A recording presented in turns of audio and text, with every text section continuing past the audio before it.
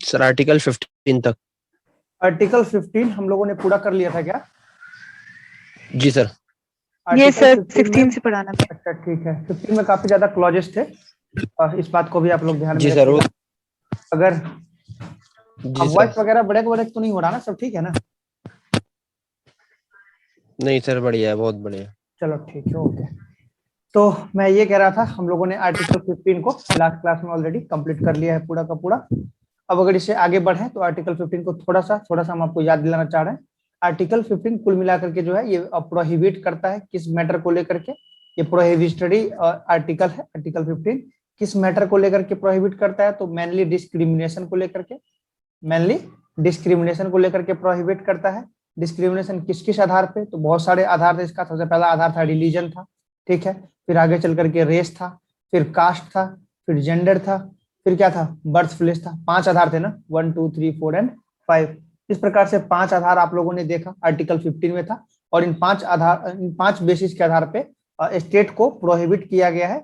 5 base, ये जो 5 base लिखा है अभी मैंने, इन पांचों बेस के आधार पे स्टेट को प्रोहिबिट किया गया है। इन बेस के आधार पे स्टेट को प्रोहिबिट किया गया है। किस मैटर को लेकर के प्रोहिबिट किया गया है? इन सभी के आधार पर आप किसी भी नागरिक के साथ डिस्क्रिमिनेट नहीं कर सकते हैं। यहाँ पे एक वर्ड अभी हमने यूज किया, नागरिक।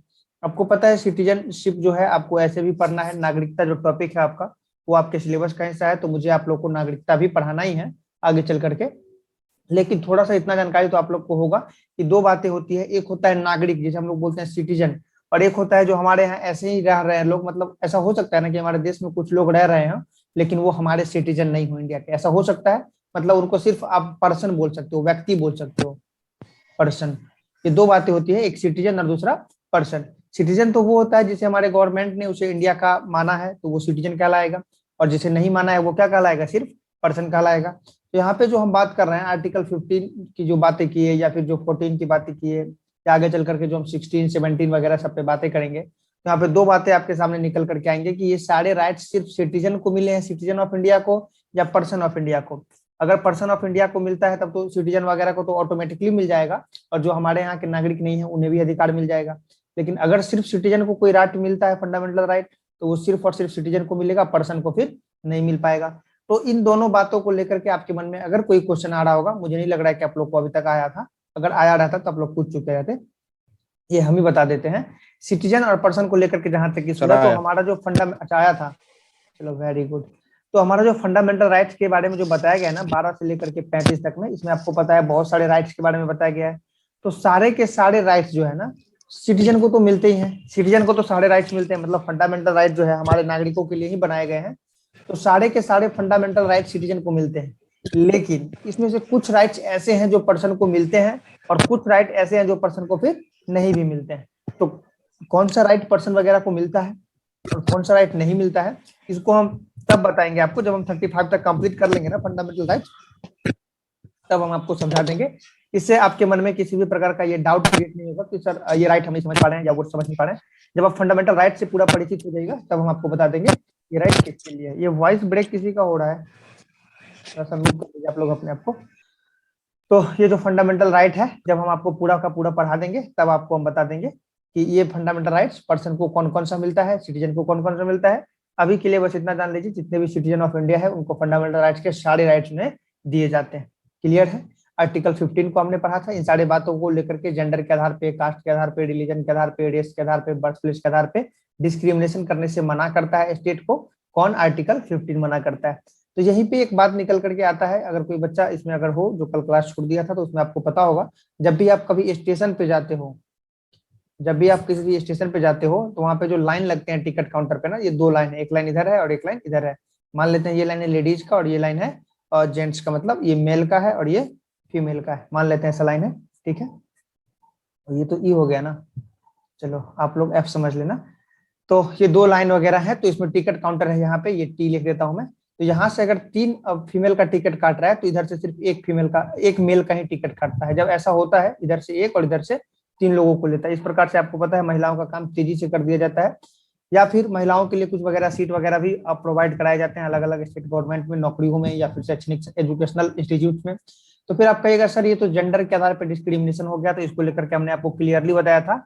इसका जो बेस है वो बेस है आर्टिकल 15 का क्लॉज 15(3) में क्लियरली लिखा हुआ है कि जो भी हमारा नियम बनाया है हमने आर्टिकल 15 में कि आपको डिस्क्रिमिनेशन वगैरह नहीं करना है, ये सारी बातें सही हैं। लेकिन राज्य को, मतलब जो स्टेट है हमारा, जो सरकार है, सरकार को बच्चों मतलब चाइल्ड और फीमेल, इनके लिए किसी भी प्रकार के काम को करने में या स्पेशल प्रोविजन करने में हमारा डिस्क्रिमिनेशन वाला जो आर्टिकल है वो लागू नहीं होगा। यानी कि राज्य चाहे तो बच्चों एवं महिलाओं के लिए विशेष प्रावधान, स्पेशल प्रोविजन ला सकता है और इसी आधार पर अलग अलग जगहों पे इसे आरक्षण दिया जाता है। ठीक है, हमारे बिहार का जो स्थिति है ये कुछ इसी टाइप का है।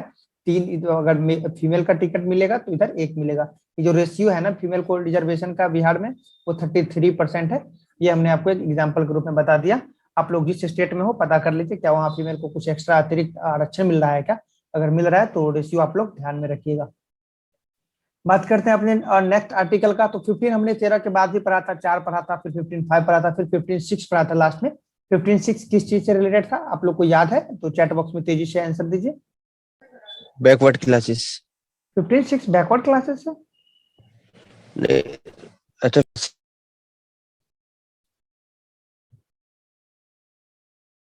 बच्चे हमारा जो 15(6) था ना वो हमने आपको बताया था कि ये हाल ही में ऐड किया गया है। हाल ही में ऐड किया गया है जो हमारा संविधान संशोधन था, 130वां संविधान संशोधन, 103rd कॉन्स्टिट्यूशनल अमेंडमेंट। उसमें ऐसा प्रोविजन किया गया कि जो इकोनॉमिकली वीकर सेक्शन होंगे, ईडब्ल्यूएस कैटेगरी के लोग होंगे, इन्हें भी एजुकेशनल इंस्टीट्यूट जो भी हो, ये मैं बचपन से नहीं बोल पा रहा हूँ, तो इंस्टीट्यूट में रिजर्वेशन का प्रावधान किया गया है। कितना % रिजर्वेशन दिया गया है तो 10% रिजर्वेशन दिया गया है किन लोगों को, ईडब्ल्यूएस को। और इसी के बारे में मेंशन किया गया है आर्टिकल 15(6) में। ये हमारे लास्ट के क्लास का लास्ट टॉपिक था। ठीक है, अब हम लोग इससे आगे की बात करेंगे। यहाँ पे आप लोग को जो अभी करंट सिनेरियो में जो आप लोग को पता होगा, आपको पता होगा यहाँ पे रिजर्वेशन 2 टाइप के हैं। रिजर्वेशन 2 टाइप के हैं। एक तो ऐसा है कि जब भी, जैसे अभी आप एलएलबी के लिए तैयारी कर रहे हो तो अब जब डीयू कॉलेज में जाओगे तो वहां पे भी आप देखोगे कैटेगरी के अकॉर्डिंग वहां पे फिर मेरिट बनता है और अलग अलग कैटेगरी के बच्चों के लिए अलग अलग कट ऑफ होता है। तो एक तो हो जाता है एजुकेशनल, एक क्या हो जाता है, एजुकेशनल इंस्टीट्यूट में जो रिजर्वेशन दिए जाते हैं। एक तो कैटेगरी ये हो जाता है कि जब भी हम किसी शैक्षणिक संस्थानों में एडमिशन के वक्त, दाखिले के वक्त कुछ अगर रिजर्वेशन का प्रावधान है तो एक ये हो जाता है। और दूसरा हो जाता है पब्लिक एम्प्लॉयमेंट में, इसे मुझे पी लिखना था, ये तो चलो अब लिख देता हूँ। लोक नियुक्ति समझते हो आप लोग, पब्लिक एम्प्लॉयमेंट। पब्लिक एम्प्लॉयमेंट, लोक नियोजन। लोक नियोजन का मतलब होता है सरकारी नौकरी। क्या मतलब होता है? सरकारी नौकरी। तो सरकारी नौकरी में भी आरक्षण दिया जाता है, रिजर्वेशन दिया जाता है और साथ ही साथ एजुकेशनल इंस्टीट्यूट्स में भी दिया जाता है। आर्टिकल 15 आपने पढ़ा, अभी 16 पढ़ने की बारी है। 16 आर्टिकल इतना बड़ा है कि मुझे नहीं लग रहा है आज की क्लास में पूरा खत्म हो पाएगा। अगर खत्म हो जाता है तो समझिएगा हम लोगों ने बहुत तेज पढ़ाई किया। इसमें नाम का सिर्फ ये आर्टिकल 16 है, इसको लेकर के आप कम से कम 4, 5, 6, 7 आर्टिकल वगैरह पढ़ने वाले हो। इसमें 4, 5 की संख्या मैंने नहीं बताया, मतलब एक नंबर बताया कि इतने ज्यादा आर्टिकल्स के बारे में हम लोग पढ़ाई करने वाले हैं इसमें। साथ ही साथ बहुत सारे कॉन्स्टिट्यूशनल अमेंडमेंट्स इसमें पढ़ने वाले हैं। साथ ही साथ इसी आर्टिकल में हम लोग पढ़ने वाले हैं, और शायद नेटवर्क कनेक्शन एरर हो रहा है, तो इसी में साथ ही साथ हम लोग पढ़ने वाले हैं इंदिरा साहनी का जो केस था, आप लोगों ने नाम सुना होगा, Indira Sahni case versus union of India. फिर पढ़ने वाले हम लोग 103rd कॉन्स्टिट्यूशनल अमेंडमेंट को लेकर के, फिर 102nd कॉन्स्टिट्यूशनल अमेंडमेंट को लेकर के, और हाल ही में आप लोगों ने लीगल करंट अफेयर्स के रूप में याद किया होगा मराठा आरक्षण को लेकर के। याद है किसी को? आप लोगों ने पढ़ाई किया है मराठा आरक्षण को लेकर के? हाल ही में सुप्रीम कोर्ट से जो डिसीजन आया था, आप लोगों ने इसे लीगल करंट के रूप में तो याद किया होगा ना? नहीं किया क्या?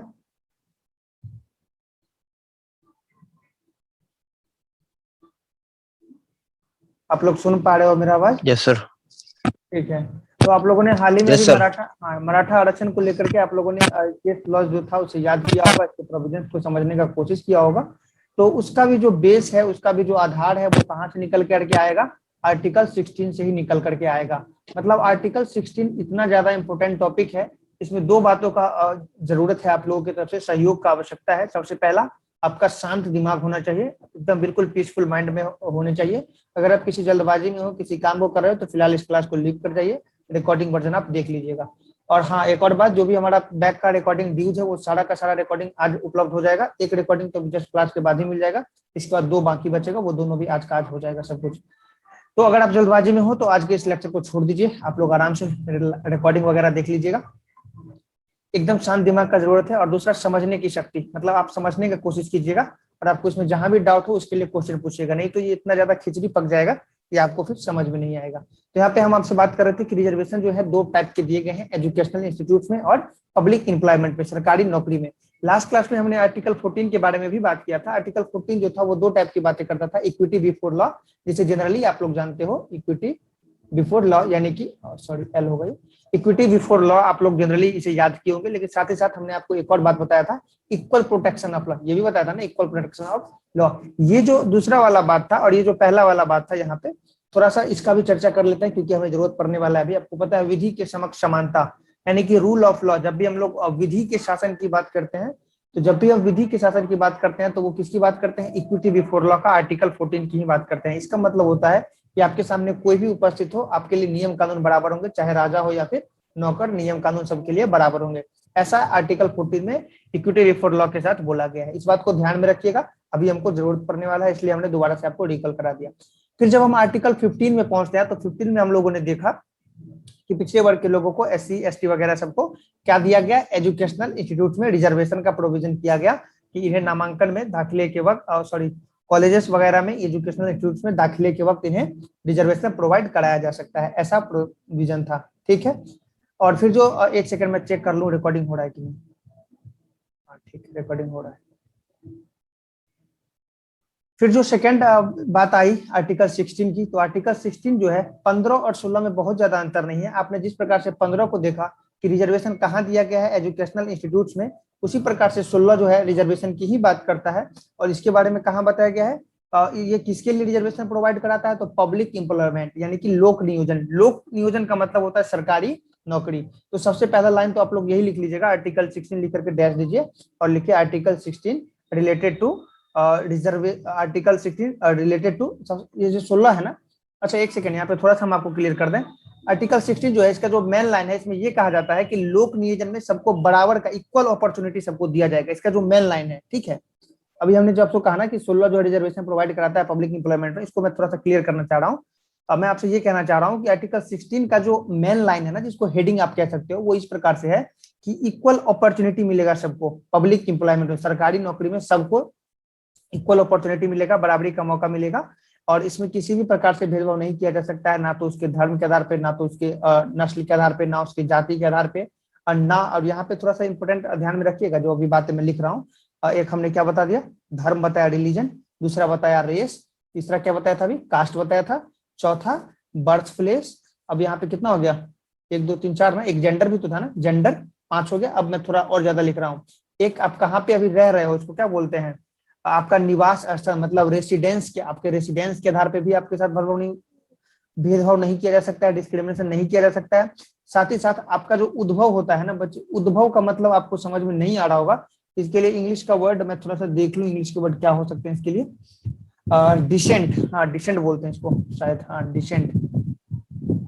डिसेंट के आधार पे भी आप लोग के साथ भेदभाव नहीं किया जा सकता है। कितने आधार हो गए इसमें, 1 2 3 4 5 6 और 7, दिख रहा है आपको, 7 आधार है। जबकि आप लोगों ने जब आर्टिकल 15 को पढ़ा था तो उसमें क्या बात बताया गया था, इसमें सिर्फ 5 ही था ना। इसमें क्या क्या था, आप रिलीजन के आधार पर भेदभाव नहीं कर सकते हो, आप रेस के आधार पर भेदभाव नहीं कर सकते हो, आप कास्ट के आधार पर भेदभाव नहीं कर सकते हो, आप जेंडर के आधार पर भेदभाव नहीं कर सकते हो, और आप बर्थ प्लेस के आधार पे भेदभाव नहीं कर सकते। कितने हो गए, 5।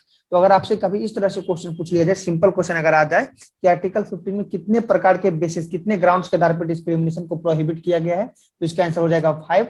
लेकिन अगर आप आर्टिकल 16 के लिए देखिएगा तो ये संख्या 5 नहीं है। आप गलती क्या कीजिएगा, आप सोचिएगा कि 15 और 16 तो सेम ही बात है। 15 में एजुकेशनल क्वालिफिकेशन के लिए, एजुकेशनल इंस्टीट्यूट्स के लिए है, और 16 में पब्लिक एम्प्लॉयमेंट के लिए है। लेकिन ऐसा नहीं है। 16 में जो ग्राउंड्स की बात की गई है वो आप काउंट कर लो, 3 2 5 2 7, यानी कि यहाँ पे कितने ग्राउंड्स की बात की गई है, 7 ग्राउंड्स की बात की गई है। तो इस बातों को आप लोग ध्यान में रखिएगा। और साथ ही साथ इसलिए मैं कहता हूँ क्लास के साथ ही आप लोग बुक वगैरह भी पढ़ा कीजिए, वहां से इस तरह की जो छोटी छोटी बातें हैं आपको क्लियर हो जाएगा। यहाँ पे आप लोग सोच रहे होंगे ये 5 तो क्लियर होगा आपका, ये 5 तो हमने लास्ट क्लास में बताया था।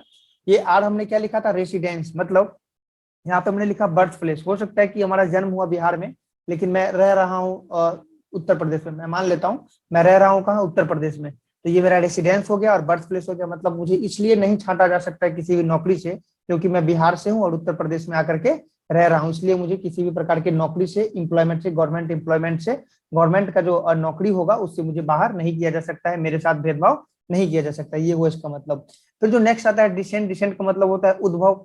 उद्भव का मतलब समझिए कि आप लोग जब भी अपने फैमिली का बैकग्राउंड देखते होंगे तो इसमें बहुत सारी पीढ़ियां होती है, मतलब आपके पिताजी, पिताजी के पिताजी, पिताजी के पिताजी के पिताजी के पिताजी के पिताजी, मतलब 10-15 पीढ़ी वगैरह जब आप देखिएगा तो उसमें आपको आप ये पाइएगा ना कि आपका जो उद्भव है ना, आपके जो वंश है, जिसको आप वंश भी कह सकते हैं, तो आपका जो मतलब क्या बोलते हैं इसको, वंशावली, आप लोग शायद सुने होंगे, इंग्लिश नाम मुझे नहीं पता है, थोड़ा सा आप लोग चेक कर लीजिएगा।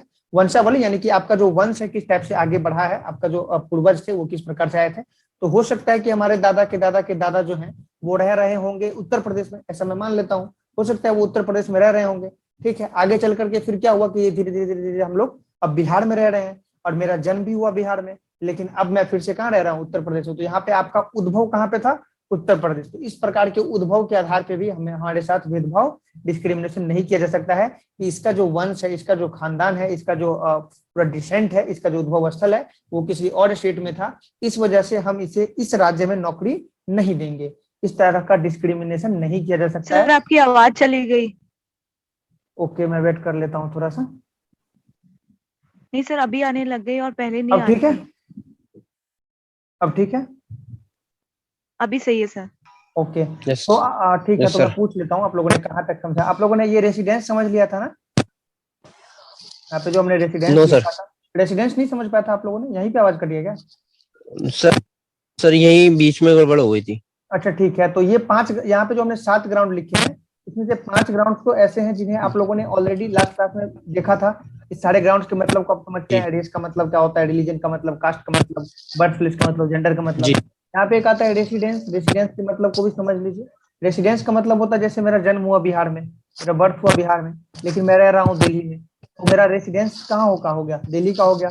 तो मेरे साथ इसलिए डिस्क्रिमिनेशन नहीं किया जा सकता है क्योंकि मूलतः मैं बिहार से था और अब मैं दिल्ली में रह रहा हूँ, तो इस प्रकार का कोई भी डिस्क्रिमिनेशन नहीं किया जा सकता है, ये कहना चाहता है ये आपका आर्ट रेसिडेंस। फिर आता है डिसेंट, उद्भव। तो इस उद्भव के मैटर को समझिए। उद्भव क्या होता है कि जैसे आपके पिताजी, फिर पिताजी के पिताजी, फिर पिताजी के पिताजी, फिर उनके पिताजी के पिताजी, मतलब आप अपने पीढ़ी को जब ठीक से पढ़िएगा, ठीक से देखिएगा, तो इसमें ऐसा हो सकता है कि आपके जो दादा के जो दादा थे, वो अगर आप लोग मान लेते हैं बिहार से हो, मान लेते हैं कि बिहार से हो, तो आपके दादा के दादा के दादा बिहार से नहीं थे, वो हो सकता है कि किसी अदर स्टेट से थे, जैसे मान लेते हैं उत्तर प्रदेश से थे।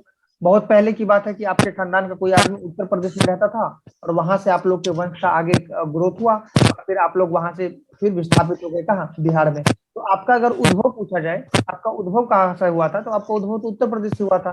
तो इस प्रकार से चूंकि आपका वंश इस राज्य का नहीं है, इसलिए आपके साथ कोई भेदभाव कर देगा, इस बात का मना किया गया है आर्टिकल 16 में, ये कहना चाह रहा हूं मैं। ये डिस्क्रिमिनेशन से डिस्क्रिमिनेशन को प्रोहिबिट किया गया है, ये समझाना चाह रहा हूँ। तो ये हमने उद्भव के मतलब को समझाया और रेसिडेंस के मतलब को भी समझाया। तो यहाँ तक कोई दिक्कत आप लोग को? No sir. तो कुल मिलाकर के आर्टिकल 16 जो है ये कहता है कि इक्वल अपॉर्चुनिटी है सभी को, किसमें, पब्लिक एम्प्लॉयमेंट में। ये आपका आर्टिकल 16 का लाइन है। लेकिन इसमें बहुत सारे सब क्लॉजेस, सॉरी क्लॉजेस हैं। आर्टिकल 16 में बहुत सारे क्लॉजेस हैं और क्लॉजेस के फिर सब क्लॉजेस वगैरह हैं। तो इन सभी पे हम लोग बारी बारी से बात करेंगे। सबसे पहले आप लोग आर्टिकल 16(1) लिखिए, आप लोग स्टार्ट दीजिए और लिखिए आर्टिकल 16(1). आर्टिकल 16(1) का पहला लाइन क्या है ये लिख लीजिए। आर्टिकल 16(1) का पहला लाइन लिख लीजिए, राज्य,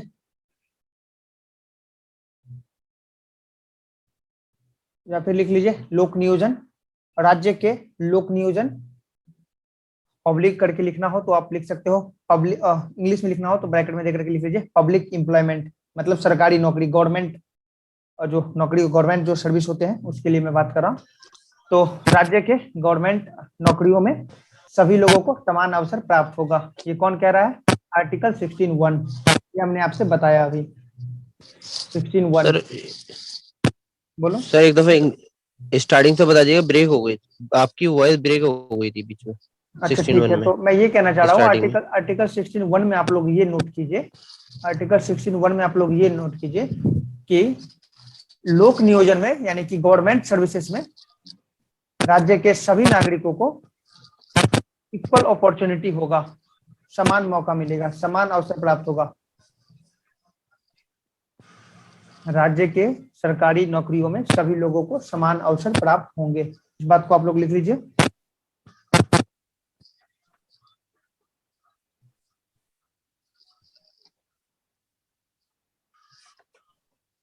लिख लिया? Yes sir. 16(1) इसमें कोई डाउट है? 16(1) में आप लोग को समझने में कोई दिक्कत? सबसे पहली बात क्या कह रहा नो है? सर। ये कह रहा है no discrimination, no discrimination in public employment. इस शॉर्टकट में ऐसे ही लिख सकते हो इसे, no discrimination in public employment. 16(1) ऐसा कहता है। फिर 16(2) की बात आएगी। 16(1) आप लोगों ने समझ लिया और आपने 16(2) भी समझ लिया। अभी जो हम इतना सारा लिखे थे ना 7 ग्राउंड, वो 7 ग्राउंड 16(2) का ही मैटर था। 16(2) भी आप लोग समझ चुके हो। इसमें लिख लो स्टेट, आप लोग लिखो स्टेट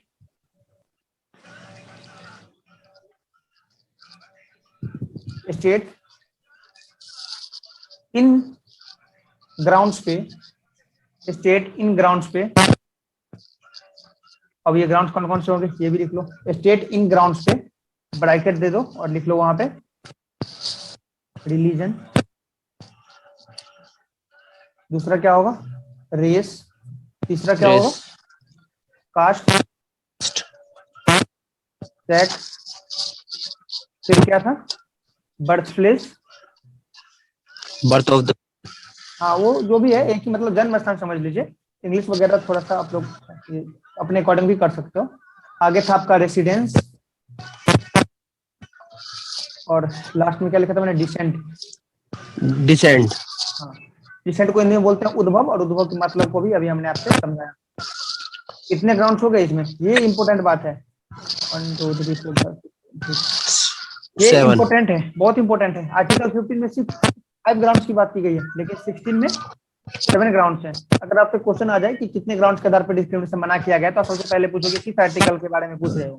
15 में पूछ रहे हो तो 5 ग्राउंड है, अगर 16 में पूछ रहे हो तो 7 ग्राउंड्स हैं। तुम किसके बारे में पूछ रहे हो?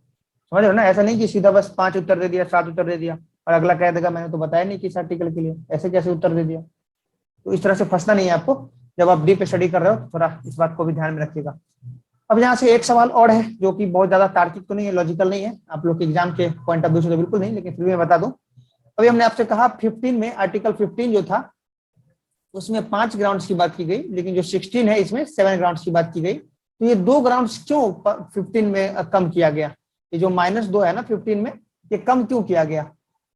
क्या इन दोनों ग्राउंड्स के आधार पे हम इस पे मतलब आर्टिकल 15 को वायोलेट कर सकते हैं? इन 2 ग्राउंड्स के आधार पे आर्टिकल 15 में जो मैटर है उस मैटर के लिए हम लोग डिस्क्रिमिनेशन कर सकते हैं क्या?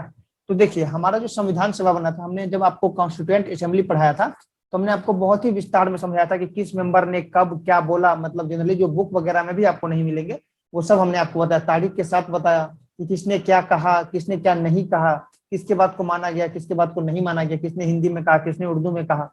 इन सारी बातों को हमने आपसे बताया था। तो कॉन्स्टिट्यूएंट असेंबली में बहुत ज्यादा बहस हुआ था, इतने सारे मेंबर थे, सब में बहुत ज्यादा बहस होता था, डिस्कशन होता था। डिस्कशन होने के बाद ही कोई भी बात जो है कॉन्स्टिट्यूशन में इंसर्ट किया जा रहा था। तो जो ये सवाल उठ के आया था कि किन किन आधार पर डिस्क्रिमिनेशन। सबसे पहली बात तो ये आया कॉन्स्टिट्यूएंट असेंबली के सामने में, ये बात को रखा गया कि डिस्क्रिमिनेशन को सबसे पहले प्रोहिबिट करो। क्या मैटर आया? डिस्क्रिमिनेशन को प्रोहिबिट करो। कॉन्स्टिट्यूएंट असेंबली में यही मैटर आया था सबसे पहले कि डिस्क्रिमिनेशन को जल्दी से जल्दी प्रोहिबिट किया जाए। क्यों ये मैटर आया? क्योंकि आपको पता है हमारा देश जब आजाद नहीं था तो आजादी से पहले, यानी कि हम बहुत साल पहले की बात कर रहे हैं, उस टाइम हमारे देश में बहुत ज्यादा टाइप के भेदभाव किए जा रहे थे, छोटे कास्ट को लेकर के, बड़े कास्ट को लेकर के। आप लोग इससे परिचित होंगे, इसमें बहुत ज्यादा बोलने की जरूरत है नहीं।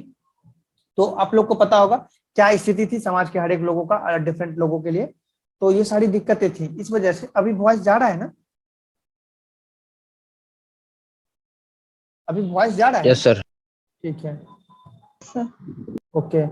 तो मैं ये कह रहा था कि अब कॉन्स्टिट्यूएंट असेंबली के सामने ये मैटर आया, उन्हें पता था कि हमारे देश में इतने इतने बातों, इस बातों को लेकर के काफी ज्यादा डिस्क्रिमिनेशन हुआ है, इसलिए हम जब संविधान बनाएंगे ना उसमें डिस्क्रिमिनेशन को हटा देंगे। तो कॉन्स्टिट्यूएंट असेंबली में कहा कि डिस्क्रिमिनेशन खत्म करो। तो किसी ने सवाल किया कि किस आधार पर डिस्क्रिमिनेशन? तो उठ करके क्या क्या आया आंसर यहाँ पे, रनिंग आउट ऑफ टाइम लिख रहा है, जल्द ही आप लोग फिर टेलीग्राम ग्रुप में नई लिंक को देखिएगा। तो कॉन्स्टिट्यूएंट असेंबली में जब बात आए कि डिस्क्रिमिनेशन हटा दो, तो फिर सवाल यह है कि किस बेसिस पे डिस्क्रिमिनेशन को हटाया जाए। तो उसमें सबसे पहली बात क्या निकल करके आई कि जिस आधार पे हम लोगों ने डिस्क्रिमिनेशन को झेला है ना, जो कॉन्स्टिट्यूएंट असेंबली में आपको पता है हर एक वर्ग के लोग थे, हर एक मतलब कास्ट, हर एक तबके, हर एक धर्म के लोग वहां पे उपस्थित थे। तो इस वजह से सभी लोग वहां पे थे जिन्होंने उनके जाति ने या उनके धर्म ने या उनके विशेष वर्ग ने, जिस क्षेत्र में वो रहते थे उस क्षेत्र के लोगों ने जिस जिस टाइप के डिस्क्रिमिनेशन को झेला था, भेदभाव को झेला था, उन सारे बातों को उन लोगों ने लिखाना शुरू किया।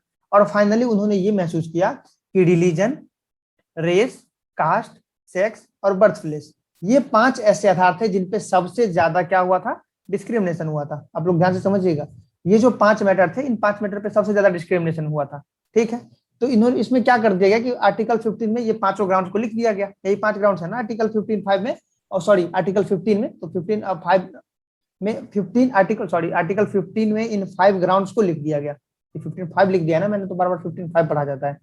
आर्टिकल 15 में इन 5 ग्राउंड्स को नोटिस कर दिया गया, नोट कर दिया गया कि इन आधार पर डिस्क्रिमिनेशन नहीं करना है। ठीक है, बात आगे बढ़ गई, आर्टिकल 16 की बात आई, मतलब सरकारी नौकरियों में जो है सो इक्वल अपॉर्चुनिटी की बात आई। तो इसमें भी बताया गया कि इन आधार पे जो है सो सरकारी नौकरी में किसी के साथ भेदभाव नहीं होना चाहिए। फिर उनके मन में क्या आया, कॉन्स्टिट्यूएंट असेंबली जो थे उनके मन में ये बात आया कि ये 5 ग्राउंड तो है ही, मतलब जिन्होंने अभी हमने ब्लू कलर से मार्क करके रखा है ना, आप लोग देख रहे हो, ये 5 ग्राउंड तो है ही जिनके आधार पर डिस्क्रिमिनेशन किया जा सर सकता आपकी था। आवाज नहीं आ रही। बस पता नहीं क्या इशू हो रहा है, रुको एक सेकंड में इसे थोड़ा सा ठीक कर लो। अभी सही है? Is it okay now? ये सर अभी ठीक है। ठीक है, तो ऐसे ही बता दिया कीजिएगा, पता नहीं क्या इशू हो जाते हैं बीच बीच में। तो संविधान सभा ने क्या कहा कि जब अब 15 में 5 इन 5 ग्राउंड्स को जोड़ दिया जिन जिन डिस्क्रिमिनेशन को लोगों ने झेला था। बात आई आर्टिकल 16 की। आर्टिकल 16 बात करता है equal opportunity in public employment, मतलब सरकारी नौकरियों में समान अवसर की बात करता है ये। तो फिर जब ये बात आई ना, तो वहां पे एक सेकंड में चेक कर लूं कि कोई बच्चा इसमें है क्या, ये बार बार आ रहा है मैसेज मुझे, एक सेकंड में चेक कर लेने दीजिए।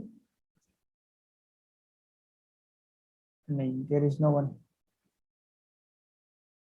ठीक है, तो 15 में इन लोगों ने 5 को ऐड कर दिया। 16 की जब बात आई तो 16 में इन्होंने ये महसूस किया कि सरकारी नौकरी में जो भेदभाव की बात है ना, इसमें भी भेदभाव नहीं किया जाना चाहिए किसी के भी साथ।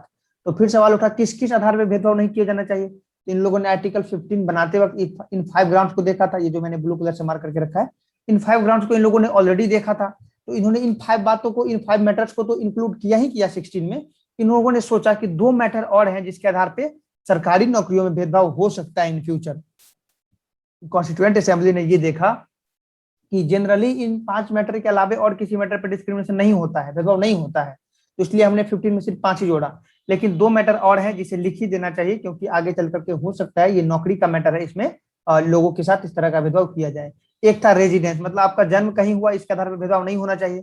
लेकिन रेजिडेंस के आधार पर हो सकता है कि सरकारी नौकरियों में भेदभाव किया जाने लग जाए, कि आप बिहार से हो तो आपको यूपी में नौकरी नहीं देंगे, आप यूपी से हो आपको दिल्ली में नौकरी नहीं देंगे। इस वजह से उन्होंने रेसिडेंस को जोड़ दिया। और तीसरा जोड़ दिया, नेक्स्ट सेकंड वाला जो जोड़ दिया वो डिसेंट जोड़ दिया। डिसेंट मतलब आप किसी भी वंश से हो, मतलब सॉरी वंश नहीं, आपका जो डिसेंट है, आपका उद्भव स्थल कहीं भी है, उद्भव स्थल कहीं पे भी है, आपकी पीढ़ी किसी भी राज्य से रहे हो, उससे कोई मतलब नहीं है, उसके आधार पर भी आपके साथ भेदभाव नहीं किया जाएगा। तो कॉन्स्टिट्यूएंट असेंबली को ये लगा था कि सरकारी नौकरी के मामले में इन दोनों आधार पर भी भेदभाव हो सकता है, इसलिए इन्होंने इन दोनों मैटर्स को भी ऐड कर दिया। तो आपको समझ में आ गया होगा कि 15 में 5 मैटर ही क्यों है और 16 में 7 मैटर्स क्यों है।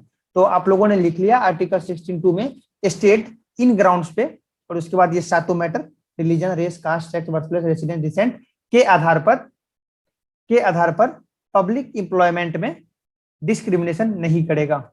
ये लिखिए आप लोग, स्टेट इन ग्राउंड्स, और उसके बाद religion, race, caste, sex, birth place, residence, descent के आधार पर पब्लिक एम्प्लॉयमेंट में किसी के भी साथ भेदभाव या डिस्क्रिमिनेशन नहीं करेगा। ये बातें थी आर्टिकल 16(2) की। आई होप आप लोगों ने समझ गया होगा।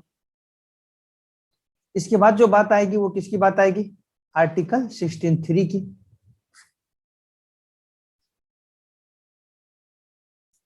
16(2) नोट हो गया? 16(2) यस सर। नोट हो गया? मैं 16(3) पे बात कर लूं। आर्टिकल 16(3) में ये कह दिया गया कि जो निवास स्थान होंगे, मतलब जो आपका रेसिडेंस होगा, इसके आधार पे पार्लियामेंट अगर चाहे ना, तो पार्लियामेंट कानून बना करके रिजर्वेशन दे सकता है। अब आप लोग को यहाँ पे जो डाउट है वो डाउट होना स्टार्ट होगा। एक सेकेंड रुक जाइए, नेटवर्क की वजह से मुझे चेंज करना पड़ेगा सिम। मैं 1 सेकंड के लिए रिकॉर्डिंग भी रोक देता हूँ, नहीं तो बाद बाद में। तो मैं ये कह message, yes yes, okay okay, very good, ठीक है। तो मैं आपसे क्या कह रहा था वो मैं बता रहा हूँ फिर से बोर्ड पे लिख के। हम आपसे आर्टिकल 16(3) की बात कर रहे थे। तो 16(3) में क्या मैटर था बच्चे कि पार्लियामेंट जो है, पार्लियामेंट का मतलब आपको पता है संसद। अच्छा, जब भी हम पार्लियामेंट की बात करते हैं तो क्या वो सिर्फ सेंट्रल गवर्नमेंट तक सीमित रहता है? ये आपसे मैं क्वेश्चन पूछ रहा हूँ। पार्लियामेंट की अगर मैं बात कर रहा हूँ तो क्या सिर्फ वो सेंट्रल गवर्नमेंट तक सीमित रहता है या इसका दायरा बड़ा होता है?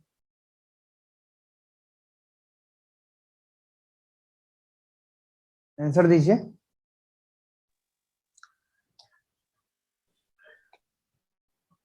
नहीं सुन पा रहे हो क्या? यस सर, आ रही है। ठीक है। तो पार्लियामेंट की जब भी हम बात करते हैं तो ये सेंट्रल गवर्नमेंट तक ही सीमित नहीं रहता है, इससे आगे भी इसका दायरा होता है। जितने भी मेंबर होते हैं पार्लियामेंट के, वो सारे के सारे इसके अंतर्गत आ जाते हैं। तो हम आपसे ये कह रहे थे आर्टिकल 16(3) में ऐसा लिखा हुआ है कि पार्लियामेंट अगर चाहे तो कानून बना करके, लॉ बना करके रेसिडेंस के आधार पे, रेसिडेंस के आधार पे रेसिडेंस के आधार पे रिजर्वेशन दे सकता है। कुछ विशेष लोगों को रेसिडेंस के आधार पे रिजर्वेशन दे सकता है। फिर आप कहोगे कि सर ये तो आर्टिकल 16(2) का वायोलेशन हो गया। क्या आप लोग को लग रहा है ये वायोलेशन हो गया? जी सर। आर्टिकल 16(2) में क्या था? 16(2) में तो यही था ना कि किसी के भी साथ, किसी भी व्यक्ति के साथ जो उसका बर्थ प्लेस है, जो उसका रेसिडेंस है, जो उसका डिसेंट है, जो उसका रिलीजन है, जो उसका कास्ट है वगैरह, 7 जो ग्राउंड्स थे, ग्राउंड्स के आधार पर डिस्क्रिमिनेशन नहीं किया जा सकता है। तो यहाँ पे अगर पार्लियामेंट 16(3) में क्या है कि पार्लियामेंट अगर चाहे तो लॉ बना करके, कानून बना करके रेसिडेंस के आधार पर रिजर्वेशन प्रोवाइड करा सकता है। ये आपने देखा। तो फिर अब आपको नहीं लग रहा है कि क्या 16(2) जो है वो 16(3) जो है वो 16(2) का वायोलेशन कर रहा है? क्या आप लोग को लग रहा है ऐसा? जी सर, लग रहा है। तो ऐसा लग रहा है आपको? रिजर्वेशन का जो कंसेप्ट है ठीक है समझ लीजिएगा, यहीं से समझ में आएगा आपको। तो असल में ये वायोलेशन नहीं कर रहा है। 16(3) जो है ये 16(2) का वायोलेशन नहीं कर रहा है। ऐसे भी आपको पता होगा कि जैसे हम आपको बताते हैं इसका, इसके पीछे का क्या कॉन्सेप्ट है। मान लेते हैं आपका ये इतना बड़ा राज्य है उत्तर प्रदेश, सॉरी, हाँ चलो मान लेते हैं आपका ये इतना बड़ा राज्य है उत्तर प्रदेश, ठीक है। इस उत्तर प्रदेश को, नहीं उत्तर प्रदेश नहीं मानते हैं, बिहार मान लेते हैं, बिहार ठीक रहेगा, बिहार लिख दूं इसे। ये बिहार है, इतना बड़ा राज्य है पूरा का पूरा, ठीक है। इस बिहार का एक हिस्सा यहाँ पे है, मैं मान लेता हूँ छोटा सा, यहाँ पे कोई जिला है या कोई क्षेत्र है, चलो जिला ही मान लेता हूँ। यहाँ पे कोई जिला है या कोई स्पेशल क्षेत्र है। ये जो क्षेत्र है ना, हर साल क्या होता है, बाढ़ की वजह से प्रभावित हो जाता है। बिहार का जो कोसी क्षेत्र है वो हर साल फ्लड की वजह से काफी ज्यादा प्रभावित हो जाता है, ठीक है। तो बिहार के जो बाकी हिस्से है ना, आपको पता है बिहार के 2 भाग हैं, उत्तरी बिहार और दक्षिणी बिहार। मतलब इसको एक समझ सकते हो, गंगा नदी के उस पार और एक गंगा नदी के इस पार, बिहार के बीचों। तो हम लोग बात कर रहे थे अभी आर्टिकल कौन सा था वो, 16 का 3 था ना, आर्टिकल 16 पे हम लोग बात कर रहे थे। तो जो 16(3) था, एक सेकेंड,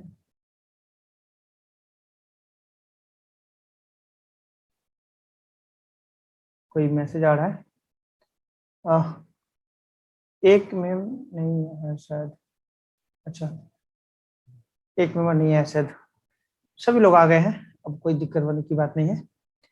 तो 16(3) पे हम लोग बात कर रहे थे। 16(3) बताते वक्त हम आपको ये भी बता रहे थे कि इसमें जो है ऐसा प्रोविजन किया गया है कि पार्लियामेंट अगर चाहे तो लॉ बना करके किस आधार पे, रेसिडेंस के आधार पर पे रिजर्वेशन प्रोवाइड करा सकता है, ऐसा हम आपको बता रहे थे। इसी में हम आपको ये भी बता रहे थे कि मान लीजिए कि ये जो है ना, ये आपका पूरा का पूरा बिहार है, ठीक है। इसका यहाँ पे एक छोटा सा जिला है या कोई हिस्सा है या कोई क्षेत्र है, जिसे हम लोग अगर प्रैक्टिकल लाइफ में देखना है तो समझ लीजिए ये कोसी का क्षेत्र, ठीक है। ये हर साल फ्लड की वजह से परेशान रहता है, हर साल यहाँ पे फ्लड आता है, हर साल यहाँ पे फ्लड आता है। तो ये बात तो आपको पता होगा ना कि ये जो बिहार है, इसके बाकी हिस्सों का जितना विकास हुआ होगा उसके मुकाबले इस कोसी क्षेत्र का विकास थोड़ा कम होगा। इसके आसपास के जो क्षेत्र होंगे इसका विकास, डेवलपमेंट कम होगा। डेवलपमेंट कम होगा, क्यों होगा ऐसा? क्योंकि यहाँ पे हर साल फ्लड आता है, जिसकी वजह से इसे परेशानी झेलनी पड़ती है। या फिर ये हमने आपको एक एग्जाम्पल बताया, इसी प्रकार से हो सकता है कि ये जो हमारा पूरा देश है या फिर यहाँ पे ये जो पूरा कोई राज्य है, इस पूरे राज्य का कोई ऐसा जगह है, कोई ऐसा क्षेत्र है जो किसी कारण से पिछड़ा रह गया, ये बैक रह गया, पिछड़ा रह गया। तो इस वजह से इस पिछड़े हुए लोगों को आगे लाने के लिए हमारे संविधान में आर्टिकल 16 के क्लॉज 3 में ऐसा ऐड कर दिया गया है कि अगर पार्लियामेंट चाहे तो कुछ विशेष क्षेत्र के लोगों को कानून बना करके रिजर्वेशन प्रोवाइड कर सकता है। किसमें? पब्लिक एम्प्लॉयमेंट के लिए। ये रिजर्वेशन हम 16(3) पब्लिक एम्प्लॉयमेंट के लिए ही पढ़ रहे हैं। आर्टिकल 16 ही पूरा पब्लिक एम्प्लॉयमेंट से रिलेटेड है। तो जो लॉ है, लॉ बना करके कुछ विशेष रेसिडेंस एरिया के लोगों को रिजर्वेशन प्रोवाइड कराया जा सकता है। ये बताया जा रहा है आर्टिकल 16 के क्लॉज 3 में। अब आप सोचिएगा कि ये तो 16(2) का वायोलेशन हो गया फिर, क्योंकि 16(2) में कहा गया है कि रेसिडेंस हो, जेंडर हो, या फिर बर्थ प्लेस हो, या फिर डिसेंट हो, या फिर जो 7 ग्राउंड बताए गए हैं उनमें से किसी के भी आधार पर भेदभाव, डिस्क्रिमिनेशन नहीं किया जा सकता है। तो इसके बारे में समझ लीजिए। इसके बारे में कंसेप्ट ये है कि आप लोगों ने आर्टिकल 14 पढ़ा था, आर्टिकल 14 पढ़ा था ना।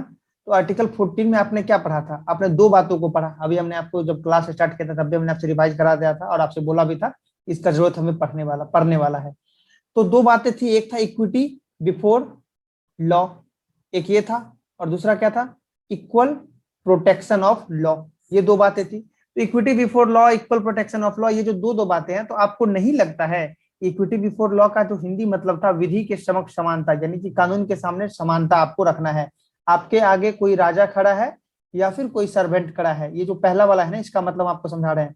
अगर आपके सामने कोई राजा खड़ा है या फिर आपके आगे कोई सर्वेंट खड़ा है, कोई फर्क नहीं पड़ता है इस बात से। आपको इन दोनों के लिए समान प्रोविजंस रखने होंगे, समान नियम कानून रखने होंगे। लेकिन जैसे ही आप इक्वल प्रोटेक्शन ऑफ लॉ पढ़ते हो, इसमें आप क्या पढ़ते हो कि विशेष लोगों के लिए, स्पेशल पर्सन के लिए स्पेशल प्रोविजन किए जा सकते हैं। आप लोग पढ़े हो ना ये स्पेशल लोगों, हमने आपको बहुत विस्तार में पढ़ाया है। स्पेशल पीपुल के लिए स्पेशल प्रोविजन किए जा सकते हैं, और हम आपको इतना ज्यादा विस्तार से पढ़ाए थे कि आप लोग इसके कारण को भी, रीजन को भी समझ गए थे कि हाँ ये दोनों बात सही कैसे हो सकता है।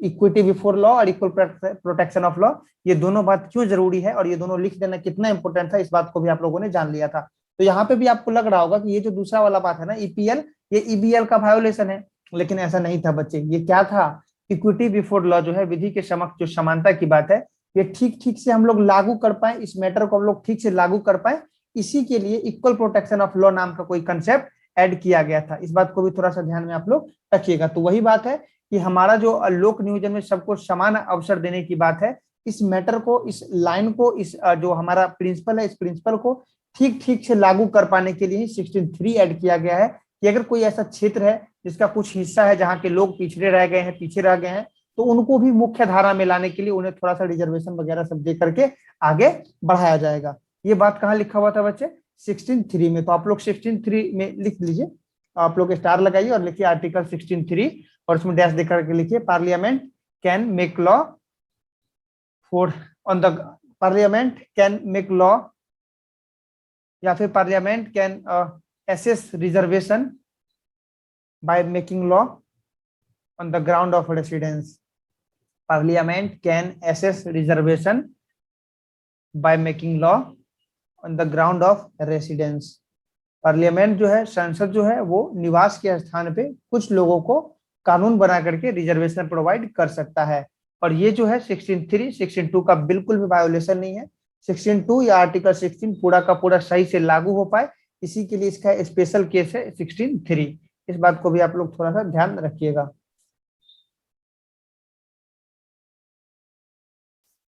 लिख लिया? इसका जो आपके बेयर एक्ट में जो लाइन लिखा हुआ है इस प्रकार से है, nothing in this article shall prevent parliament from making any law prescribing in regard to class और क्लासेस ऑफ एम्प्लॉयमेंट और appointment to an office under the government of और एनी लोकल और authority prior to such employment और appointment। मतलब वही बातें हैं कि बहुत भारी लग रहा है, समझ नहीं आएगा, उससे अच्छा तो हमने जो आपको बताया यही है। बुक के वर्ड हमेशा काफी ज्यादा टफ होते हैं, तो ये तो पता है आपको ऑलरेडी। ठीक है, आप लोगों ने समझा इस मैटर को? आगे बढ़े हम लोग? Yes sir. आगे बढ़े जी सर। आर्टिकल 16(3) भी आप लोगों ने समझ लिया। अब बात आता है आर्टिकल 16(4) का। नेक्स्ट बात किसका आता है बच्चे? आर्टिकल 16(4) का। और यही वो हिस्सा है, यही वो पार्ट है जिसको पढ़ने में हमको बहुत ज्यादा समय लगने वाला है, और जिसके लिए हमने आपसे ये कह दिया था कि अगर आज हमारा सिलेबस खत्म हो पाए तो समझिएगा कि चलो खत्म हो गया। ठीक है, तो यही वो आर्टिकल 16(4) है जिसको लेकर के हम लोग लंबी कहानी पढ़ने वाले हैं। आप लोग एक बात सोच रहे होंगे कि सर आपने आर्टिकल 14 भी पढ़ाया था, आपने 15 भी पढ़ाया, 16 भी पढ़ा रहे हो, इन सारी बातों को पढ़ा रहे हो लगातार, रिजर्वेशन रिजर्वेशन रिजर्वेशन के कंसेप्ट को पढ़ा रहे हो। आप लोग रिजर्वेशन के बारे में बहुत कुछ समझ भी गए होंगे, लेकिन आप लोग रिजर्वेशन को लेकर के जो बहुत ही बड़ा केस है, Indira Sawhney versus Union of India, नाम सुने हो? नाम सुने हो इसका? Yes sir. हाँ, तो जब भी आप लोग पढ़िएगा ना लैंडमार्क जजमेंट वगैरह, या जो सबसे बड़े बड़े जजमेंट वगैरह जब आप पढ़िएगा ना, तो उसमें इंदिरा साहनी वाले जजमेंट को भी पढ़िएगा। तो हम आपसे ये कह रहे हैं कि लास्ट में एक क्लास तो लेंगे ही लेंगे इंपोर्टेंट जजमेंट्स के, साथ ही साथ जब भी हम कोई टॉपिक पढ़ाते हैं और उस टॉपिक से रिलेटेड कोई भी अगर इंपॉर्टेंट जजमेंट है तो वो हम आपको साथ ही साथ बताते चल रहे हैं। आपको याद होगा हमने आपसे चंपाकम दोराइजन का केस बताया था, ये भी आपके इंपॉर्टेंट जजमेंट्स में से आते हैं, चंपाकम दोराइजन। इसके साथ ही हमने आपको बेरुवाड़ी यूनियन का भी मैटर बताया था, गोलकनाथ केस का भी जो थोड़ा सा हिस्सा था, जितना का जरूरत था उतना हमने आपको बताया था।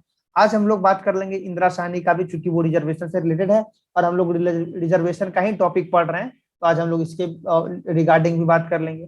साथ ही साथ आप लोग सोच रहे होंगे कि रिजर्वेशन तो पढ़ रहे हैं लेकिन अभी तक हम लोगों ने मंडल कमीशन के बारे में नहीं पढ़ा, और अगर आप लोग रिजर्वेशन पढ़ रहे हो और मंडल कमीशन नहीं पढ़ रहे हो तो समझो ठीक से पढ़े नहीं। तो मंडल कमीशन का जो बात आएगा ना, वो भी आर्टिकल 16(4) का ही आधार लेकर के आएगा। तो 16(4) शुरू करने से पहले हमने आपका इसका जो भूमिका था, इसका जो ग्राउंड कह सकते हो, इसके सभी ग्राउंड्स को बताया, इसमें हम लोग क्या क्या बात करने वाले हैं। आर्टिकल 16(4) में लेकिन लिखा क्या है, इस बात को सबसे पहले समझिए। आर्टिकल 16(4) में ये लिखा हुआ है कि राज्य जो होगा हमारा स्टेट, ठीक है, ध्यान से समझिएगा इसको। आर्टिकल 16(4) में लिखा हुआ है कि हमारा जो स्टेट होगा ये रिजर्वेशन प्रोवाइड करा सकता है। किसको प्रोवाइड करा सकता है? यहाँ पे लिख देता हूं मैं, रिजर्वेशन शब्द इस्तेमाल नहीं है, वो है कि स्पेशल, हाँ चलो रिजर्वेशन ही लिख लो। तो स्टेट जो है रिजर्वेशन प्रोवाइड करा सकता है। किसको करा सकता है? ये करा सकता है पिछड़े वर्ग के लोगों को, यानी कि मैं हिंदी में लिख दूं तो लिखा, सॉरी अंग्रेजी में लिख दूं तो ये लिखाएगा बैकवर्ड क्लासेस को, ठीक है। रिजर्वेशन प्रोवाइड किया जा सकता है, किसको किया जा सकता है? बैकवर्ड क्लासेस को, और अभी खत्म नहीं हुआ है, बैकवर्ड क्लासेस को प्लस SC प्लस ST, ये पूरे लोग हैं जिन्हें रिजर्वेशन प्रोवाइड कराया जा सकता है। कहाँ बताया गया है? आर्टिकल 16(4) में। 16(4) अभी हम आपको लाइन समझा रहे हैं इसका, इसमें लिखा हुआ है कि स्टेट जो है रिजर्वेशन प्रोवाइड कर सकता है बैकवर्ड क्लासेस के लोगों को, SC को और ST को। किस आधार पर रिजर्वेशन प्रोवाइड कराएगा? तो रिजर्वेशन का आधार बताया, अपर्याप्त प्रतिनिधित्व। इसको इंग्लिश में क्या बोलते हैं, किसी को पता है?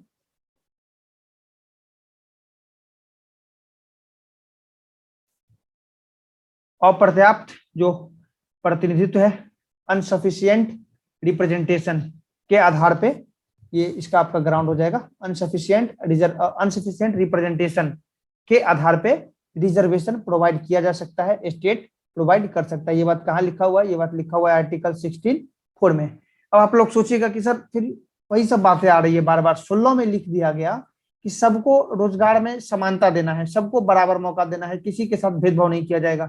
अब फिर यहाँ पे एक और नई बात आ गई कि बैकवर्ड क्लास को, SC को, ST को आप रिजर्वेशन दे सकते हो, तो फिर ये तो 16 का वायोलेशन हो गया। लेकिन ऐसा नहीं है। देखिए हमारा जो कंसेप्ट है वो कंसेप्ट क्या है, इस बात को समझिए। जितने आबादी होंगे जिस कैटेगरी के लोगों का, मतलब ऐसे बताते हैं हम आपको कि अगर 100 लोग रह रहे हैं किसी, ये टेरिटरी है, इंडिया का कोई टेरिटरी है, अगर यहाँ पे 100 लोग रह रहे हैं, इस 100 में से 80 लोग अगर एक ही वर्ग के लोग हैं, कोई भी वर्ग है, मान लेते हैं वर्ग का नाम है A, किसी A वर्ग से 80 लोग रह रहे हैं, तो आपको नहीं लग रहा है कि इस राज्य के प्रशासन को ठीक से चलाने के लिए इनका, चूंकि इनका संख्या ज्यादा है तो इसलिए इनका रिप्रेजेंटेशन भी ज्यादा होगा और ज्यादा होना भी चाहिए। जितने ज्यादा लोग उसका उतना ज्यादा प्रतिनिधित्व होता ही है, यही होता ही है, ये नेचुरल जस्टिस का ही एक पार्ट समझ लीजिए इसको। जिसके जितना संख्या होता है उसका उतना प्रतिनिधित्व होना चाहिए, उसका उतना रिप्रेजेंटेशन होना चाहिए, तभी उसका बात आगे तक पहुंच पाता है, ऐसा कंसेप्ट है, ठीक है। तो स्टेट आर्टिकल 16(4) यही बात कहता है, जो हमने अभी आपको 100 एग्जांपल मान करके बताया ना, 16(4) यही कहता है कि ठीक है, अगर कोई ऐसा जाति है जिसका संख्या ज्यादा है लेकिन उसका अपर्याप्त प्रतिनिधित्व है, मतलब जितना उसका रिप्रेजेंटेशन होना चाहिए उतना रिप्रेजेंटेशन नहीं है, तो ऐसी परिस्थिति में आप जो है सो इसके लिए क्या कर सकते हो? रिजर्वेशन प्रोवाइड करा सकते हो। समझ आ रहा है आपको ये बात? आप रिजर्वेशन प्रोवाइड करा सकते हो, ऐसा मैं कहना चाह रहा हूं आप लोग से, ठीक है। तो यहाँ पे अब सवाल ये आएगा कि बैकवर्ड क्लास कौन होगा? SC तो आप समझ रहे हो, schedule caste, ST schedule tribe, ये समझ रहे हो। लेकिन यहाँ पे जो बैकवर्ड क्लासेस है ना, और पर्याप्त प्रतिनिधित्व, इसके लिए उन्होंने एक बात बता दिया बैकवर्ड क्लास को लेकर के, कि ये जो बैकवर्ड क्लास होंगे ना, पिछड़े वर्ग के लोग, ये दो तरह के पिछड़े हो सकते हैं। पिछड़ेपन का दो आधार बताया इन्होंने, पहला इधर लिखूंगा मैं और दूसरा इधर लिखूंगा। पहला यहाँ पे लिखता हूं, हो सकता है कि वो सोशली बैकवर्ड हो, ये हमने आपसे कल भी डिस्कस किया था, याद है आपको?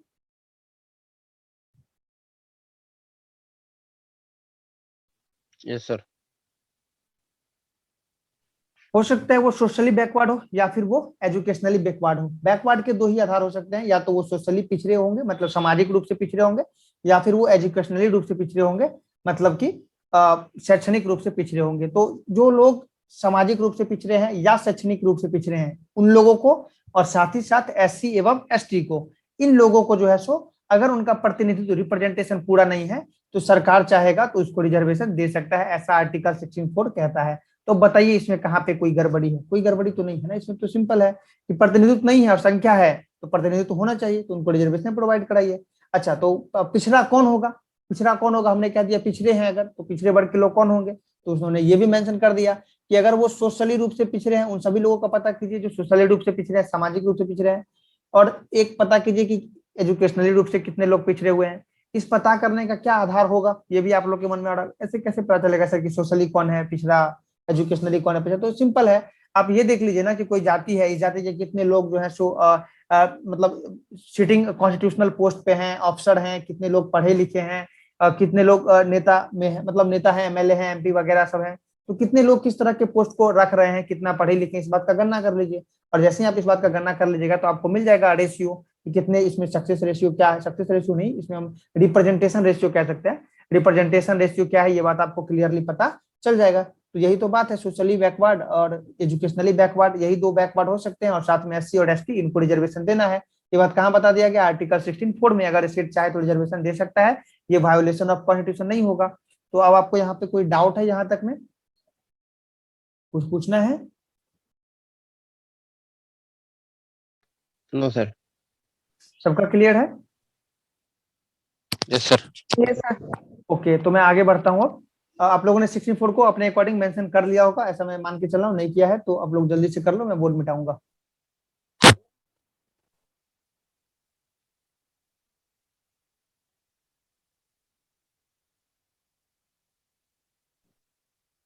आगे बढ़े।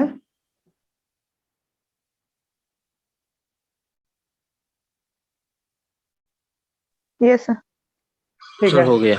तो अब हम लोग बात करने वाले हैं आर्टिकल, एक सेकेंड, ठीक है, अब हम लोग बात करने वाले हैं किसका बच्चे? आर्टिकल 16(4) ही तो बात कर रहे थे।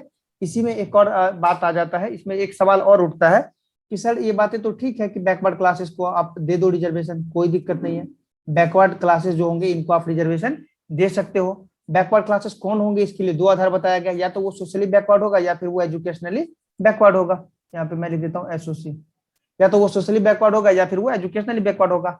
लेकिन अब सवाल ये है कि ये बात कौन तय करेगा कि कौन सोशली बैकवर्ड है, कौन सोशली बैकवर्ड है और कौन एजुकेशनली बैकवर्ड है? यानी कि कोई भी वर्ग, कोई भी क्लास बैकवर्ड क्लास है, ये डिसाइड कैसे होगा?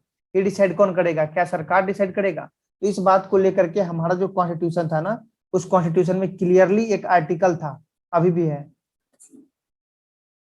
हमारे कॉन्स्टिट्यूशन में एक आर्टिकल है 340। आर्टिकल 340 में क्लियरली ये बात मेंशन किया गया है कि जिस दिन से हमारा संविधान लागू हो जाएगा, मतलब जिस दिन से हमारा संविधान लागू हो जाएगा, तो किस दिन लागू हुआ था हमारा संविधान? 26 जनवरी 1950 को। तो जिस दिन से हमारा संविधान लागू हो जाएगा, इस दिन से 5 वर्षों के भीतर, विद इन 5 ईयर्स, 5 वर्षों के अंदर है, ठीक से, 5 वर्षों के बाद नहीं, इस बात को ध्यान रखिएगा। विद इन 5 ईयर्स मतलब 5 साल के अंदर राष्ट्रपति के ऊपर ये कर्तव्य है, राष्ट्रपति का ये ड्यूटी है, प्रेसिडेंट को ये ड्यूटी दिया गया कि आप एक कमेटी बिठाओगे। क्या करोगे? आप एक कमेटी बिठाओगे, और आपकी इस कमेटी का क्या कार्य होगा? आपकी इस कमेटी का क्या काम होगा? आपकी इस कमेटी का काम होगा कि ये कमेटी 5 वर्षों के भीतर ही भीतर ये ऐसा करेगा कि पता करके बताएगा। 5 वर्षों के भीतर आप किसी कमेटी को बिठाओगे, ऐसा बताया गया। कहाँ बताया गया? आर्टिकल 340 में। कौन बिठाएगा? प्रेसिडेंट बिठाएगा, ठीक है, मतलब कमेटी क्रिएट करेगा, ऐसा बताएगा आर्टिकल 340 में। इस कमेटी का काम क्या होगा? तो इस कमेटी के काम के बारे में ये बताया गया कि इस कमेटी का काम होगा कि कौन से लोग बैकवर्ड क्लासेस में हैं, इनका पता करना। बैकवर्ड क्लास में जो लोग होंगे सोशली रूप से और एजुकेशनली रूप से, इनका पता करने का काम किसको दे दिया गया?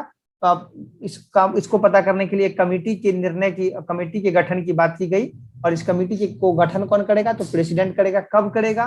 तो संविधान लागू होने के 5 वर्षों के अंदर, यानी कि अगर 1950 से 5 वर्ष जोड़िएगा तो कब हो जाएगा?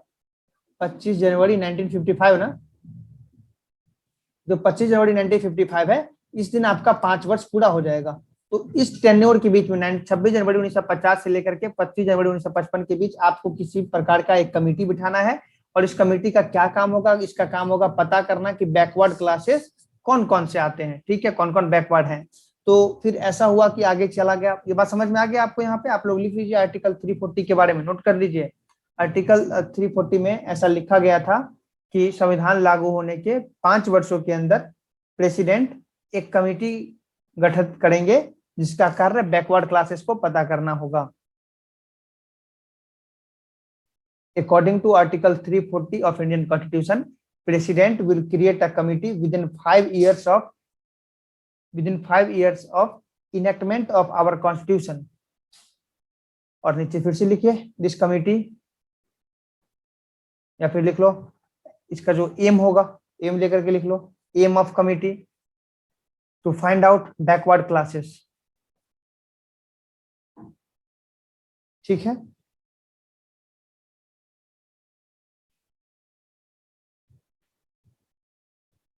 लिख लिया आप लोगों ने?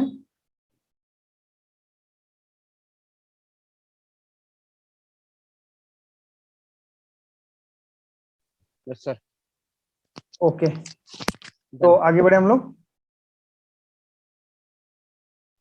Yes sir. आर्टिकल 340 भी आपने देख लिया, 340 के मैटर को भी आप लोगों ने समझ लिया। 340 में क्या था हमने बताया ना, 16 पढ़ना इतना आसान नहीं है। इसको लेकर के हम लोग बहुत सारे आर्टिकल्स वगैरह को पढ़ने वाले हैं।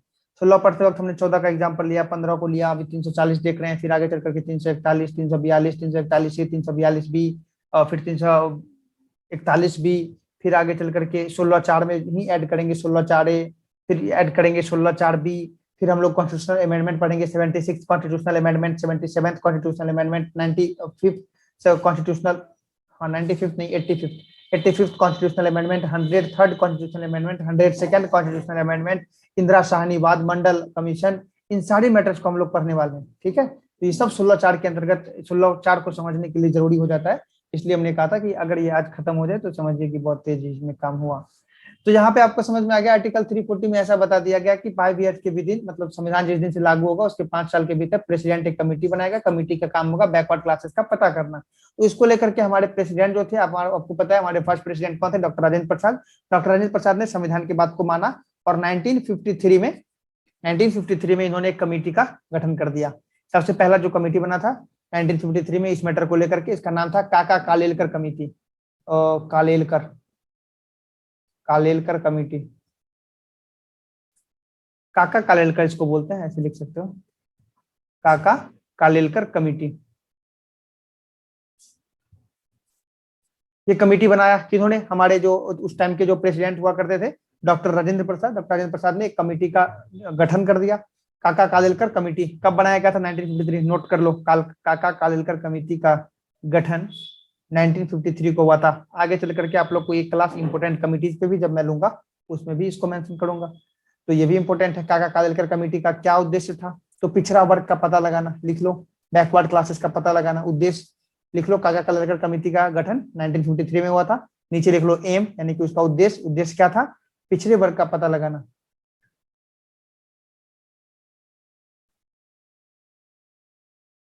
पिछड़े वर्गों का पता लगाना इसका उद्देश्य था। लिख लिया? ये मेरा लॉ होता है, बार बार थोड़ा ध्यान रखिए, जिसे मैं अभी घेर रहा हूँ ना लाल से कर, जिसे मैं कवर कर रहा हूँ ना, ये मेरा लॉ है। ये लॉ काफी ज्यादा ऐसे लिखता हूँ, ये भी नहीं ऐसे, फिर से नहीं हुआ। खैर आप लोग समझ जाओ, लॉ मैं ऐसे ही लिखता हूँ, तो वो तो कॉपी पे तो हो जाता है, इस पे होता नहीं है। खैर लॉ पढ़ो और लॉ का ही सिंबल आपका बिगड़ा हो तो आपका इस सेक्टर में फ्यूचर बहुत खराब ही होने वाला है। आपके लिए नहीं कह रहा मैं, रिकॉर्डिंग में काट दूंगा इतनी बात को। आप लोगों ने इस बात को लिख लिया 1953 में काका कालेलकर कमेटी का जो गठन किया गया था पिछड़े वर्गों का पता लगाने के लिए, लिख लिया। Yes sir. आगे बढ़े। इस कमेटी ने फिर अपना रिपोर्ट भी सौंपा। रिपोर्ट कब सौंपा ये भी सवाल है, ये भी आप लोग लिख लो। इस कमेटी ने अपना रिपोर्ट 1955 में सौंपा, लिख लो। कमेटी ने अपना रिपोर्ट 1955 में सौंपा। ये भी एक बात है कि काका कालेलकर ने अपना रिपोर्ट कब सौंपा, तो 1955 को सौंपा। इतना डेप्थ में तो आप लोग नहीं ही पढ़ते फंडामेंटल एक्ट को, अगर जनरली पढ़ते वगैरह आप बुक वगैरह से या फिर अदर इंटरनेट के जो सोर्सेस हैं वहां से अगर आप पढ़ते तो हमको नहीं लगता है कि 16 या 14 या 12 या किसी भी प्रकार का जो टॉपिक अभी आप इस क्लास में पढ़ रहे हो इसको इतना डेप्थ में जाकर के पढ़ते। और इतना डेप्थ में पढ़ लेने के बाद अगर इस टॉपिक से कहीं से भी क्वेश्चन आता है तो वो आपके हाथ से छूटना नहीं चाहिए, इतना हमको पूरा भरोसा है। बस शर्त ये है कि ये जो बातें हम आपको नोट करने के लिए कह रहे हैं ये सब आपके दिमाग में होना चाहिए। आपको एक कहानी की तरह पूरी बातें याद होनी चाहिए, कब क्या क्या हो रहा है, धीरे धीरे आगे किस प्रकार से चीजें आगे बढ़ रही है। ठीक है, तो रिपोर्ट पेश कर दिया गया 1955 में 1955 में। इस रिपोर्ट में क्या कहा गया, इस रिपोर्ट में काका कालेलकर रिपोर्ट में स्पष्ट कर दिया गया कि आप बैकवर्ड क्लासेस को रिजर्वेशन दो। इस कमेटी के रिपोर्ट में क्या कहा गया, आप बैकवर्ड क्लासेस को रिजर्वेशन दो, इनकी हालत बहुत खराब है, ये बहुत पिछड़े हुए लोग हैं। इन्होंने कुछ वर्गों को उसमें कुछ कास्ट वगैरह को उसमें इंक्लूड किया, कैटेगरी में इंक्लूड किया और उन्होंने कहा कि इनको आप रिजर्वेशन दो। उस टाइम के हमारे प्रधानमंत्री थे पंडित जवाहरलाल नेहरू। पंडित नेहरू हमारे पीएम हुआ करते थे। इन्होंने क्या किया, इस कमेटी के रिपोर्ट से उतना वो सेटिस्फाइड नहीं हुए। ये जो कमेटी रिपोर्ट लेकर के है ना, इस कमेटी से हमारे जो पंडित नेहरू उस टाइम के प्रेसिडेंट प्राइम मिनिस्टर हुआ करते थे वो सेटिस्फाइड नहीं हुए। और जब वो सेटिस्फाइड नहीं हुए तो ये अपना जो है रिपोर्ट रखा रह गया, इसको लागू नहीं किया गया। आगे ये बात खत्म हो जाती है यहीं पे। फिर आगे चल करके 1978 आता है, धीरे धीरे समय आगे बढ़ता जाता है और कहानी में आता है फिर 1978। ध्यान से समझिएगा, 1978 आता है। 1978 में मोरारजी देसाई का जो वहां पे सरकार था उस टाइम में, आपको पता होगा। तो इस टाइम में फिर क्या हुआ कि एक नए कमेटी का गठन किया गया, नए कमेटी को क्रिएट किया गया। आधार क्या था, अभी भी आधार वही था, आर्टिकल 340 में जो लिखा हुआ था ना कि पिछड़े वर्गों को भी आपको आरक्षण देना है। आर्टिकल 16(4) में क्या लिखा है हमने आपसे, सामाजिक एवं शैक्षणिक रूप से पिछड़े हुए लोगों प्लस SC प्लस ST को अगर उनका अपर्याप्त प्रतिनिधित्व है तो उनको राज्य आरक्षण देगी। ऐसा हमने आपको पढ़ाया 16(4) में। तो वहां पे जो हमने आपको लिखाया सामाजिक एवं शैक्षणिक रूप से पिछड़े हुए वर्ग के लोग, तो उनका आज तक क्लियर ही नहीं हो पाया कि वो कौन पिछड़े हुए हैं। समझ आ रहा है आपको यहाँ पे। तो 1978 तक there was no reservation of OBC। समझ में आ रहा होगा आप लोगों को। तो यहाँ पे फिर 1978 में एक नए कमेटी का क्रिएट होता है। आपको पता है मंडल कमीशन का नाम सुना है आपने, मंडल कमीशन? मंडल कमीशन का नाम नहीं सुना? मंडल कमेटी का फिर यहाँ पे गठन होता है, मंडल कमीशन। यहाँ पे मंडल कमीशन का गठन होता है। इस मंडल कमीशन अपना काम शुरू करता है 1978 में। हालांकि इसका गठन जो होता है ना बच्चे, वो 1977 में ही हो जाता है। ये भी थोड़ा सा जान ही लीजिए। इसका जो गठन है वो 1977 में हो जाता है, लेकिन ये अपना काम करना शुरू करता है 1978 में। और जनरली इसे 1978 ही माना जाएगा। अगर आपसे पूछा जाए तो अपने 1978 ही टिक कीजिएगा। 1978 में इसका गठन हो जाता है। हम भी जनरल शब्द में गठन की ही बात करेंगे और 1978 ही करेंगे। लेकिन अगर आप ऑथेंटिक डेट पे जाइएगा तो गठन हुआ था 77 में, काम करना स्टार्ट किया था 78 में। ठीक है, आगे बढ़ता हूं मैं। तो इसमें क्या हुआ कि 1978 में जब इसने अपना काम करना शुरू किया, वर्ष बदलता गया, 1979 आया। आपको पता है सरकार बदल गई, मोरारजी देसाई की सरकार खत्म हुई, 1980 आ गया, इंदिरा गांधी की सरकार थी। इस कमेटी ने अपना रिपोर्ट पेश किया। इस कमेटी को लगा कि इसकी रिपोर्ट को नहीं माना जाएगा। इस कमेटी ने अपना फिर से रिपोर्ट पेश किया। रिपोर्ट जब इसने पेश किया, उस टाइम की सरकार कौन थी? इंदिरा गांधी। तो इसने अपना 1980 में रिपोर्ट पेश किया। अगर आपसे ये भी आप लोग लिख लो, मंडल कमीशन जो था उसको गठन कब किया गया था? 1978। लिख लो, मंडल कमीशन 1978 अस्तित्व में आया। इसने अपना रिपोर्ट 1980 में सौंपा। लिखो, जो भी इंपॉर्टेंट बातें हैं मेरे कहने का भरोसे मत रहा कीजिए, आप लोग नोट डाउन कर लिया कीजिए। क्लियर है?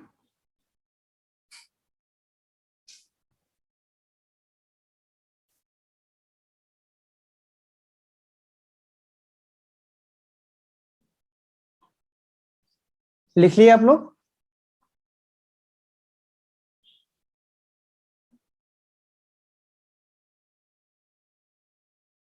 Yes sir. ठीक है।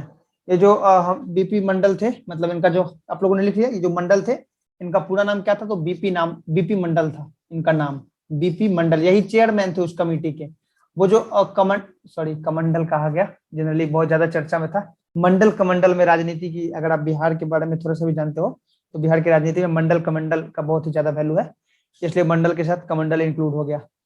तो ये जो मंडल कमीशन के बारे में आप लोग पढ़ रहे हो, ये जो मंडल है ये नाम के टाइटल था, ठीक है। इसका पूरा नाम क्या था? बीपी मंडल। इसका भी पूरा नाम जानना हो तो बिंदेश्वरी प्रसाद मंडल। क्या नाम था? बिंदेश्वरी प्रसाद मंडल। ये कौन थे? बिहार के एक समय में ये चीफ मिनिस्टर हुआ करते थे, ठीक है, बिहार के सीएम थे।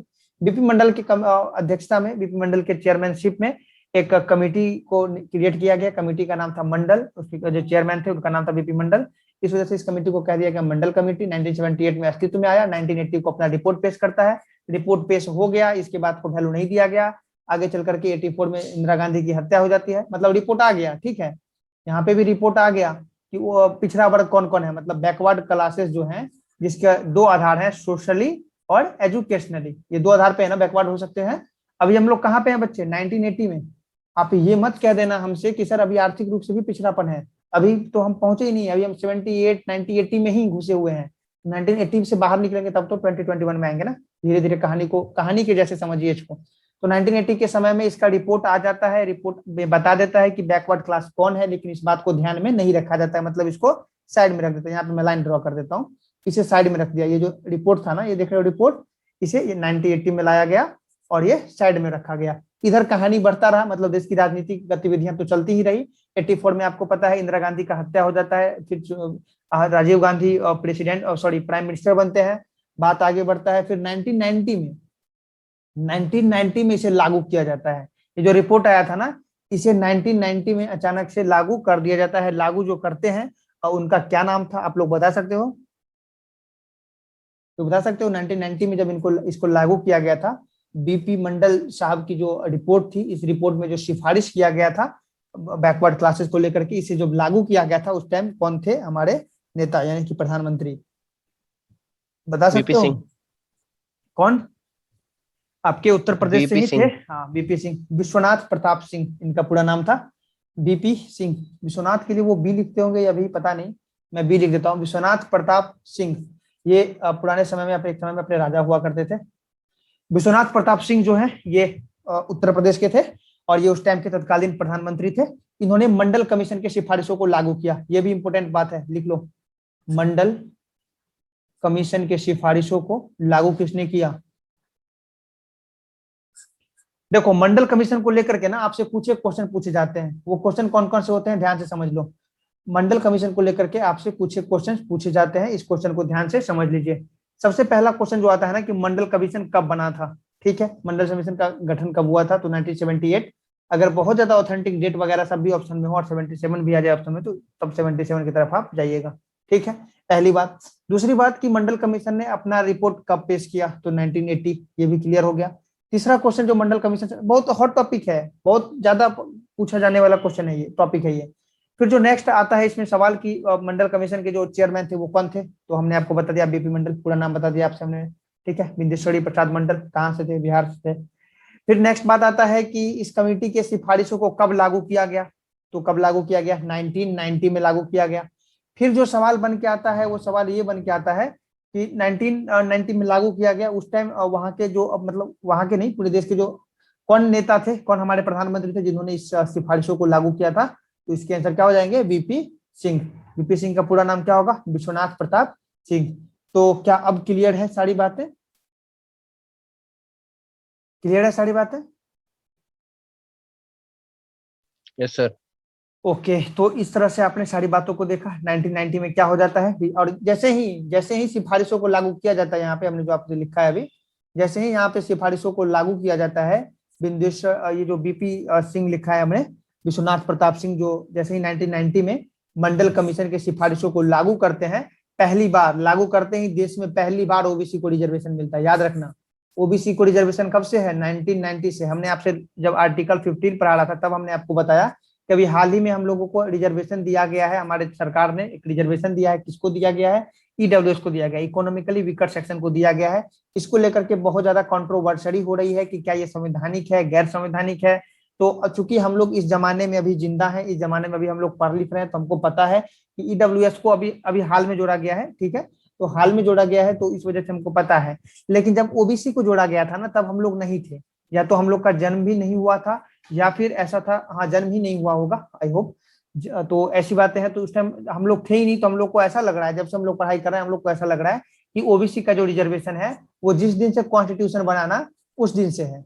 हम लोग को ऐसा लग रहा है कि ओबीसी का जो रिजर्वेशन है जिस दिन से कॉन्स्टिट्यूशन बना उस दिन से है, लेकिन ये बातें बिल्कुल गलत है। अब आपको समझ में आ रहा होगा ओबीसी को रिजर्वेशन कब से है, 1990 से। जब कब, जब मंडल कमीशन की सिफारिशों को लागू किया गया था, तब से ओबीसी को रिजर्वेशन है। जिस प्रकार से ईडब्ल्यूएस को हाल ही में जोड़ा गया है, उसी प्रकार से ओबीसी को किसी भी समय में जोड़ा गया था। लेकिन यही बात अगर एससी और एसटी के लिए किया जाए ना, तो इनका रिजर्वेशन कब से है, तो very first day of our constitution, very first day of our constitution.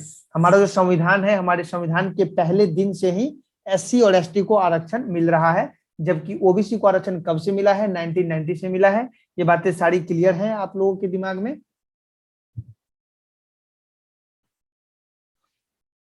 समझ आ गया?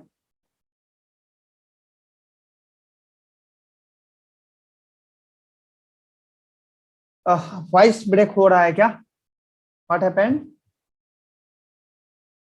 क्या सारी बातें क्लियर यस नहीं सर। है? कुछ पूछना है किसी को इसमें?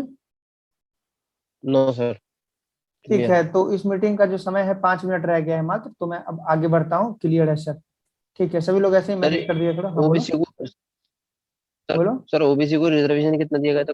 ओबीसी को रिजर्वेशन कितना दिया गया था, बताया था कुछ? परसेंटेज नहीं, हमारे जो देखो बता रहे हैं जी इसको सर। लेकर के जो बातें हैं, ये भी मैं बता दूं आपको। कितना परसेंट किसको किसको है, ये सब तो हम आगे बात करेंगे ही करेंगे, अभी तो खत्म नहीं किए इस टॉपिक को, आगे इसमें और बातें करनी है। तो जो हमारा ये बनाया गया, मतलब सिफारिशों को माना गया इन सारी बातों में, माना कॉन्स्टिट्यूशन में ऐसा नहीं लिखा है कि ओबीसी को कितना परसेंट रिजर्वेशन मिलेगा। सिर्फ ये लिखा है कि पिछड़े वर्गों को, जो पिछड़ा वर्ग कौन होगा, जो शैक्षणिक रूप से पिछड़ा होगा, यानी कि एजुकेशनली रूप से जो पिछड़ा होगा, और जो सोशली रूप से पिछड़ा होगा, इसको आरक्षण देना है। इन दोनों आधार पर जो बैकवर्ड क्लासेस होंगे इनको आरक्षण देना है। बस इतना बात लिखा हुआ है ओबीसी के रिगार्डिंग, ठीक है, हमारे कॉन्स्टिट्यूशन में। तो फिर सवाल ये उठता है कितना दिया जाए। तो हम आपसे पहले भी बताएं कि कॉन्स्टिट्यूशन जो है ना, हमारा मोटी किताब है। मोटी किताब मतलब मोटे मोटे बातों को लिखता है। इसको लेकर के छोटी छोटी बातें क्या होगी ना, संसद तय कर लेगा। जैसे कि इसी में आगे चल करके आप क्रीमी लेयर को जब आप पढ़िएगा, तो सुप्रीम कोर्ट ने कहा कि क्रीमी लेयर को ना ओबीसी का लाभ नहीं, ओबीसी का लाभ नहीं मिलेगा। तो फिर सवाल ये उठता है कि क्रीमी लेयर कौन होगा, ये बात कौन डिसाइड करेगा? सुप्रीम कोर्ट ने बताया क्या? नहीं, सुप्रीम कोर्ट ने नहीं बताया। सुप्रीम कोर्ट ने क्या कहा, ये सब काम तो सरकार का है, इसे सरकार देखे ना कि कौन क्रीमी लेयर में आएगा कौन नहीं आएगा। मतलब संविधान जो है मोटी बातों को बताएगा, उसको लेकर के छोटी छोटी बातें जो होंगी ये सब संसद अपना तय कर लेगा। तो एजुकेशनली रूप से और सोशली रूप से जो बैकवर्ड होंगे उनको रिजर्वेशन दिया जाएगा ओबीसी के रूप में। कितना परसेंट दिया जाएगा ये संसद अपना क्लियर कर लेगा, संसद देख लेगा कितना परसेंट देने का जरूरत है। और संसद ने आगे चल करके देखा और कितना परसेंट दिया जा रहा है, 27%। कितना दिया जा रहा है? 27%। ठीक है, क्लियर है? Yes sir.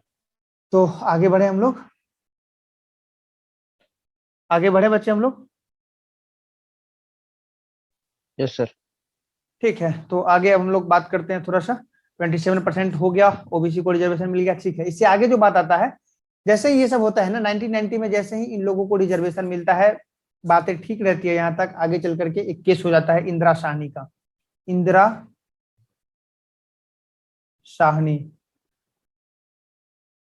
Versus union of India, ये यू है।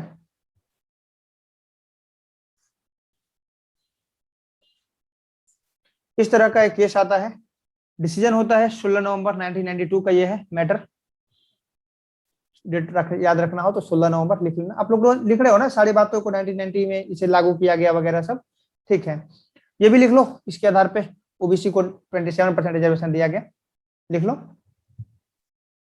ओबीसी को कितना परसेंट रिजर्वेशन, 27% लिख लो। एक सेकेंड, कहीं रिकॉर्डिंग पॉज तो नहीं है? नहीं, ठीक, लिखा आपने। ओबीसी को रिजर्वेशन 27% सर। है, 27। तो दो कैटेगरी और बच गई जिन्हें रिजर्वेशन है, तो उनके बारे में भी लिख लो उसी जगह पे। अलग अलग कहाँ लिखोगे, लिख लो शेड्यूल कास्ट को 15% रिजर्वेशन, एससी को 15% और एसटी को 7.5% रिजर्वेशन का प्रावधान किया गया। और ईडब्ल्यूएस को कितना, वो ऑलरेडी पता है 10% रिजर्वेशन ईडब्ल्यूएस को दिया गया था। क्लियर है?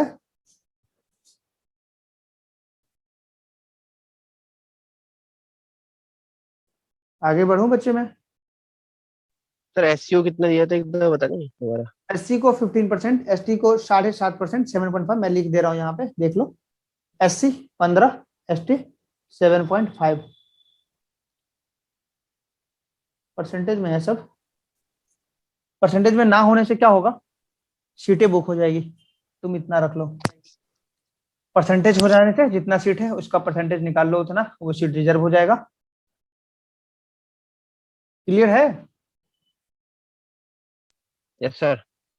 आगे बढ़े, सबको समझ में आ रहा है ना रिजर्वेशन का यस सर। टॉपिक?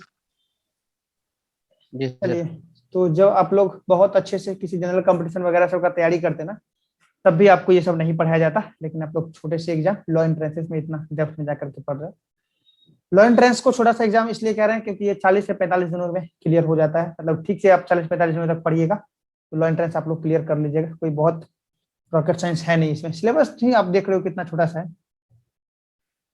आईपीसी वगैरह सब आप लोग को अभी लग रहा होगा कि सर अभी तक क्लास नहीं हुआ आईपीसी का, फैमिली लॉ का, टॉट का, तो आईपीसी वगैरह तो 2 दिन में खत्म हो जाएगा, मतलब 3 से 4 घंटे का क्लास में आईपीसी जितना आपको पढ़ना है। आईपीसी खत्म नहीं होगा, मैं फिर से आपको बता दूं, आईपीसी खत्म नहीं होगा 3 घंटे में, 4 घंटे में, लेकिन जितना आपको पढ़ना है, आपको पता है आईपीसी पूरा तो पढ़ना है नहीं आपको, बेसिक उसका जो क्राइटेरिया है, किस प्रकार से इंट्रोडक्शन है, उसका जो थोड़ा सा पनिशमेंट का प्रोविजन है, यही सब थोड़ा बहुत जो बातें आपको पढ़ना है बेसिक लेवल की, वो सब आपका 3 से 4 घंटे, यानी कि 3 से 4 घंटे का मतलब आपका 2 क्लास हुआ, 2 क्लास में आपका आईपीसी खत्म हो जाएगा। यही हाल फैमिली लॉ का होगा। तो यही सब बातें हैं, तो इस वजह से कॉन्स्टिट्यूशन पे थोड़ा ज्यादा समय ले रहे हैं, लेकिन जल्द ही आईपीसी शुरू करेंगे। तो इस प्रकार से आपने देखा कि इन सारे लोगों को रिजर्वेशन दिया गया। यहाँ पे आप लोग साथ ही साथ लिख लेना 10% किसको है, ईडब्ल्यूएस को भी है ना, मत लिखना अभी, ईडब्ल्यूएस पे अभी तक पहुंचे नहीं है तो मत लिखना। ठीक है, तो आगे बढ़ते हैं हम लोग। आगे बात आता है इंदिरा 1992 में आ जाते हैं हम लोग। 1992 का मैटर है। 1992 जब आता है तो Indira Sawhney versus Union of India का एक केस आता है। इसमें इंदिरा साहनी कहती है कि ये जो ओबीसी को रिजर्वेशन दिया गया है ये गलत है, ये नहीं देना है, ये अनकॉन्स्टिट्यूशनल है। किसने कहा? इंदिरा साहनी ने। इंदिरा साहनी कौन थी? इंदिरा साहनी वकील थी।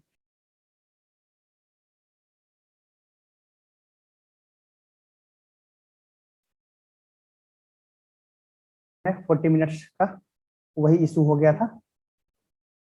चलिए, तो हम स्टार्ट करते हैं फिर से अपनी बातों को जहां पे हमने रोका था। तो एज यू नो दैट, अभी हम लोगों ने बात किया था सुप्रीम कोर्ट का जो मामला था इंदिरा साहनीवाद और वर्सेज क्या था, यूनियन ऑफ इंडिया। तो union of India versus Indira Sahni का जो मैटर था, आपको पता है इसका डिसीजन कब आया था बच्चे? 16 नवंबर 1992 का। 16 नवंबर 1992 का ये जो डिसीजन आया था ना, सबसे पहले तो ये समझिए ये चैलेंज क्यों किया गया था। ये अभी आप लोगों को हमने बताया 1990 में जैसे ही ओबीसी को रिजर्वेशन प्रोवाइड करा दिया जाता है, तो फिर इंदिरा साहनी जो कि एक वकील थी, ये केस करती है, ये कहती है कि ये तो अनकॉन्स्टिट्यूशनल है, इस तरह के रिजर्वेशन नहीं होने चाहिए। तो इस पे फिर मीटिंग होता है सुप्रीम कोर्ट का, फिर इस पे सुनवाई होता है, जजमेंट आता है। जजमेंट का डेट है 16 नवंबर 1992। जब भी हम आपको आगे चल करके पढ़ाएंगे इंपोर्टेंट या फिर कहिए landmark judgments of supreme court of India, तो ऐसी स्थिति में भी हम आपको इंदिरा साहनी के बारे में पढ़ाएंगे।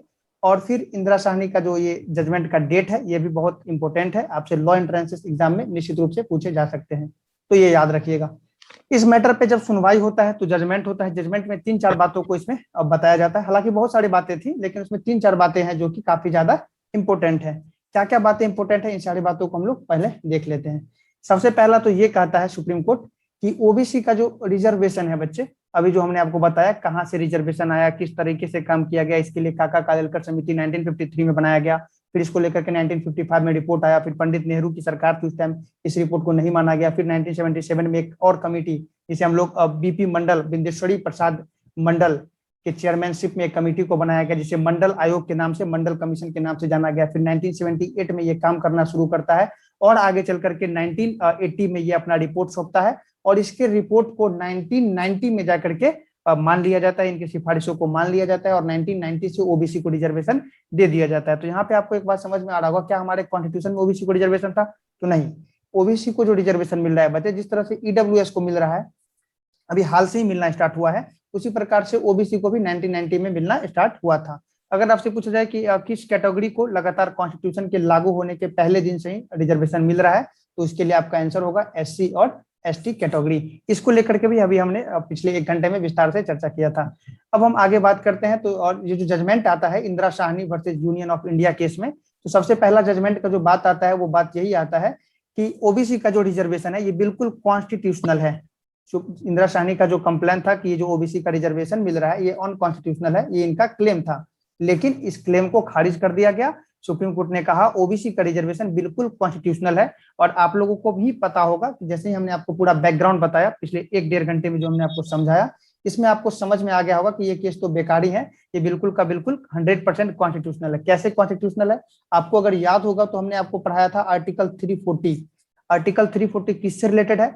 ये प्रेसिडेंट से रिलेटेड है बच्चे। प्रेसिडेंट से रिलेटेड तुम नहीं कह सकते हैं इसको, लेकिन रिजर्वेशन से रिलेटेड कह सकते हैं। इसमें क्या मैटर था? इसमें मैटर अभी हमने आपसे बताया भी था थोड़ी देर पहले, दोबारा से आपको मैं रिवाइज करा दूं।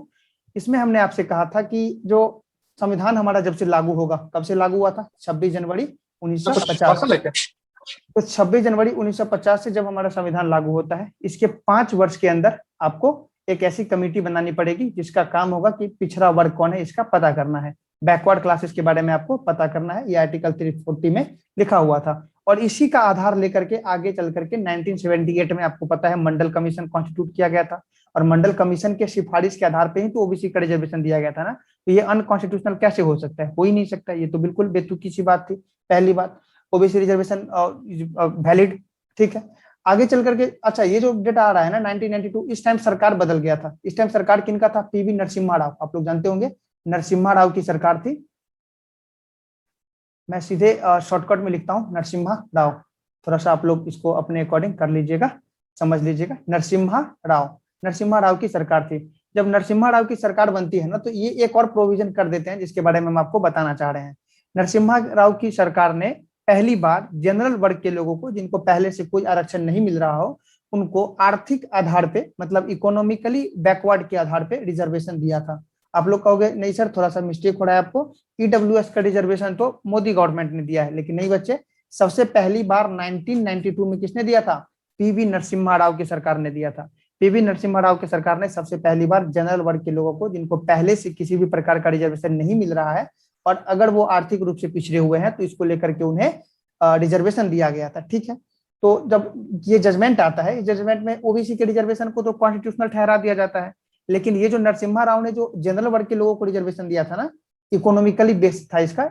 अगर आप इकोनॉमिकली वीकर हैं, आर्थिक रूप से कमजोर वर्ग के लोग हैं, तो आपको रिजर्वेशन मिलेगा। इसको अनकॉन्स्टिट्यूशनल कहा था। इसको बच्चे क्या कहा गया था? अनकॉन्स्टिट्यूशनल।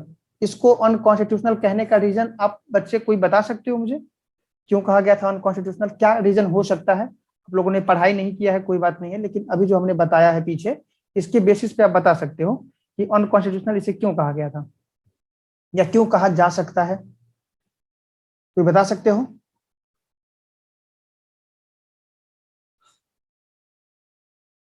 ठीक है, कोई बात नहीं, आप लोग को नहीं पता है तो मैं ही बता देता हूं।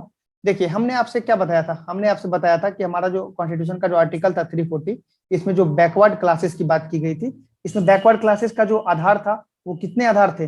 2 आधार थे ना। एक कौन था? सोशली, जो सोशली रूप से, सामाजिक रूप से पिछड़े हुए हैं, और दूसरा आधार क्या था? जो एजुकेशनली रूप से पिछड़े हुए हैं। इन दोनों के आधार पे आपको बैकवर्ड क्लासेस माना जाएगा। पीवी नरसिम्हा राव ने जो जनरल वर्ग को रिजर्वेशन दिया, वो कौन सा बैकवर्ड माना था? इकोनॉमिकली वीकर सेक्शन था, ठीक है, इकोनॉमिकली बैकवर्ड था। तो फिर बात ये हो गया कि आपने संविधान में संशोधन करके यहाँ पे अगर आप जोड़ देते ना इकोनॉमिकली, तो आपका ये रिजर्वेशन सही हो जाता। लेकिन चूंकि आपने इसे ऐड नहीं किया है, चूंकि आपने यहाँ पे इकोनॉमिकली शब्द को ऐड नहीं किया है, और आपको पता है जब भी कोई सुप्रीम कोर्ट फैसला सुनाता है तो सुप्रीम कोर्ट के एक हाथ में होता है किताब संविधान का और दूसरे हाथ में होता है आपका केस। वो सीधा लाइन बाय लाइन मिलाता है कॉन्स्टिट्यूशन से। अगर कॉन्स्टिट्यूशन से बाहर गया तो आपका फैसला उसके उस तरफ जाएगा, आपको खारिज कर दिया जाएगा। अगर कॉन्स्टिट्यूशन के अकॉर्डिंग है तो आपका जो है तो वो कॉन्स्टिट्यूशनल हो जाएगा, वैलिड हो जाएगा। तो यही तो बातें होती है। तो यहाँ पे बैकवर्ड क्लासेस में 2 बातें थी, सोशली और एजुकेशनली। पीवी नरसिम्हा राव ने जनरल को दिया था इकोनॉमिकली आधार पे, इस वजह से इसे अनकॉन्स्टिट्यूशनल कर दिया गया, ठीक है। फिर आप लोग के मन में मैं थोड़ी सी बात बता दूं, आप लोग सोच रहे हो कि सर करंट में भी तो ईडब्ल्यूएस सब अनकॉन्स्टिट्यूशनल हो जाएगा ना। तो नहीं बच्चे, इस बार ये अनकॉन्स्टिट्यूशनल नहीं हो पाएगा। इसके पीछे 2 कारण है। 2 कारण तो हम चर्चा नहीं करेंगे अभी, जब हम लोग आर्टिकल 16(6) जब पढ़ेंगे, 16 का क्लॉज 6 जब पढ़ेंगे, उसमें हम लोग विस्तार से चर्चा करेंगे। फिलहाल इतना जान लीजिए कि इस बार ये अनकॉन्स्टिट्यूशनल इसलिए नहीं होगा क्योंकि इस बार गवर्नमेंट ने मॉडिफाई कर दिया है, मतलब संविधान में अमेंडमेंट कर दिया है। Constitutional amendment 103rd constitutional amendment आप लोगों ने पढ़ा होगा। उसमें क्या किया गया है, जहां जहां पे भी बैकवर्ड क्लासेस का मतलब दो बातें थी, सोशली एंड एजुकेशनली बैकवर्ड, उसको क्या कर दिया गया है, socially, educationally and economically backward, ये तीन तरह के बैकवर्डनेस को बता दिया गया है। तो अब तो ये कॉन्स्टिट्यूशन के अकॉर्डिंग हो गया ना, समझ आ गया आपको। अभी ये क्यों अनकॉन्स्टिट्यूशनल साबित नहीं होगा। तो हम बात कर रहे थे इंदिरा साहनी केस का, इसमें जो जजमेंट्स आए थे इन सारे बातों को मैं बता रहा था।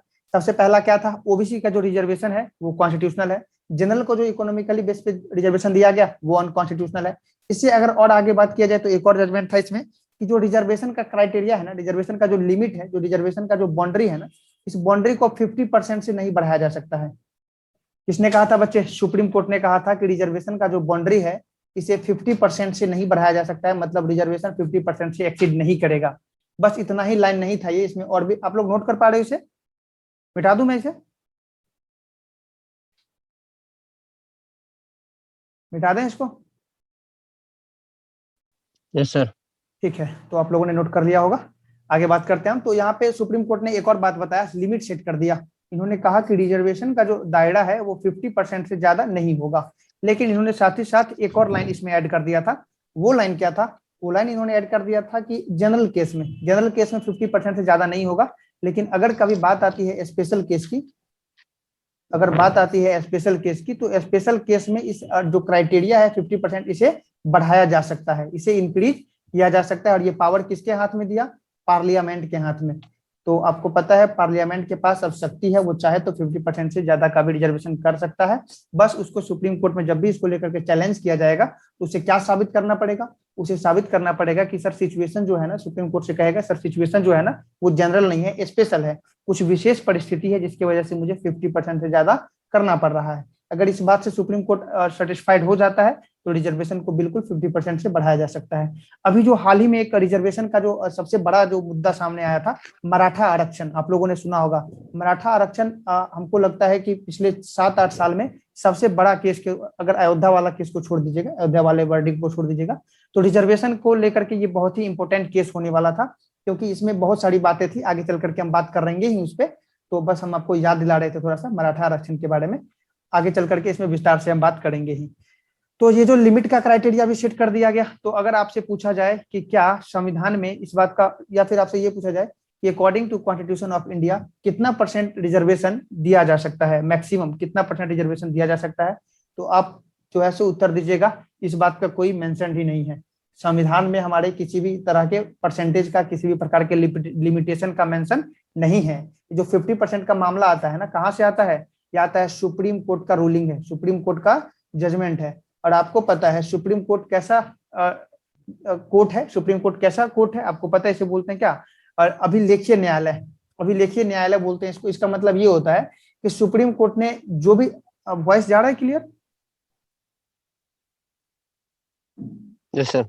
ओके, तो सुप्रीम कोर्ट का जो भी जजमेंट आता है बच्चे, वो सारा जजमेंट अपने आप में एक कानून हो जाता है। सुप्रीम कोर्ट का जो भी जजमेंट आता है वो अपने आप में एक लॉ हो जाता है, और वो कानून हो जाता है, और इसको फॉलो करना सारे लॉ ऑफ कोर्ट के लिए कंपलसरी हो जाता है, सरकार के लिए भी कंपलसरी हो जाता है। सुप्रीम कोर्ट का जजमेंट अपने आप में एक कानून होता है। और हाई कोर्ट का जो जजमेंट होता है वो भी, सुप्रीम कोर्ट और हाई कोर्ट का जो जजमेंट होता है ये अपने आप में एक कानून होता है।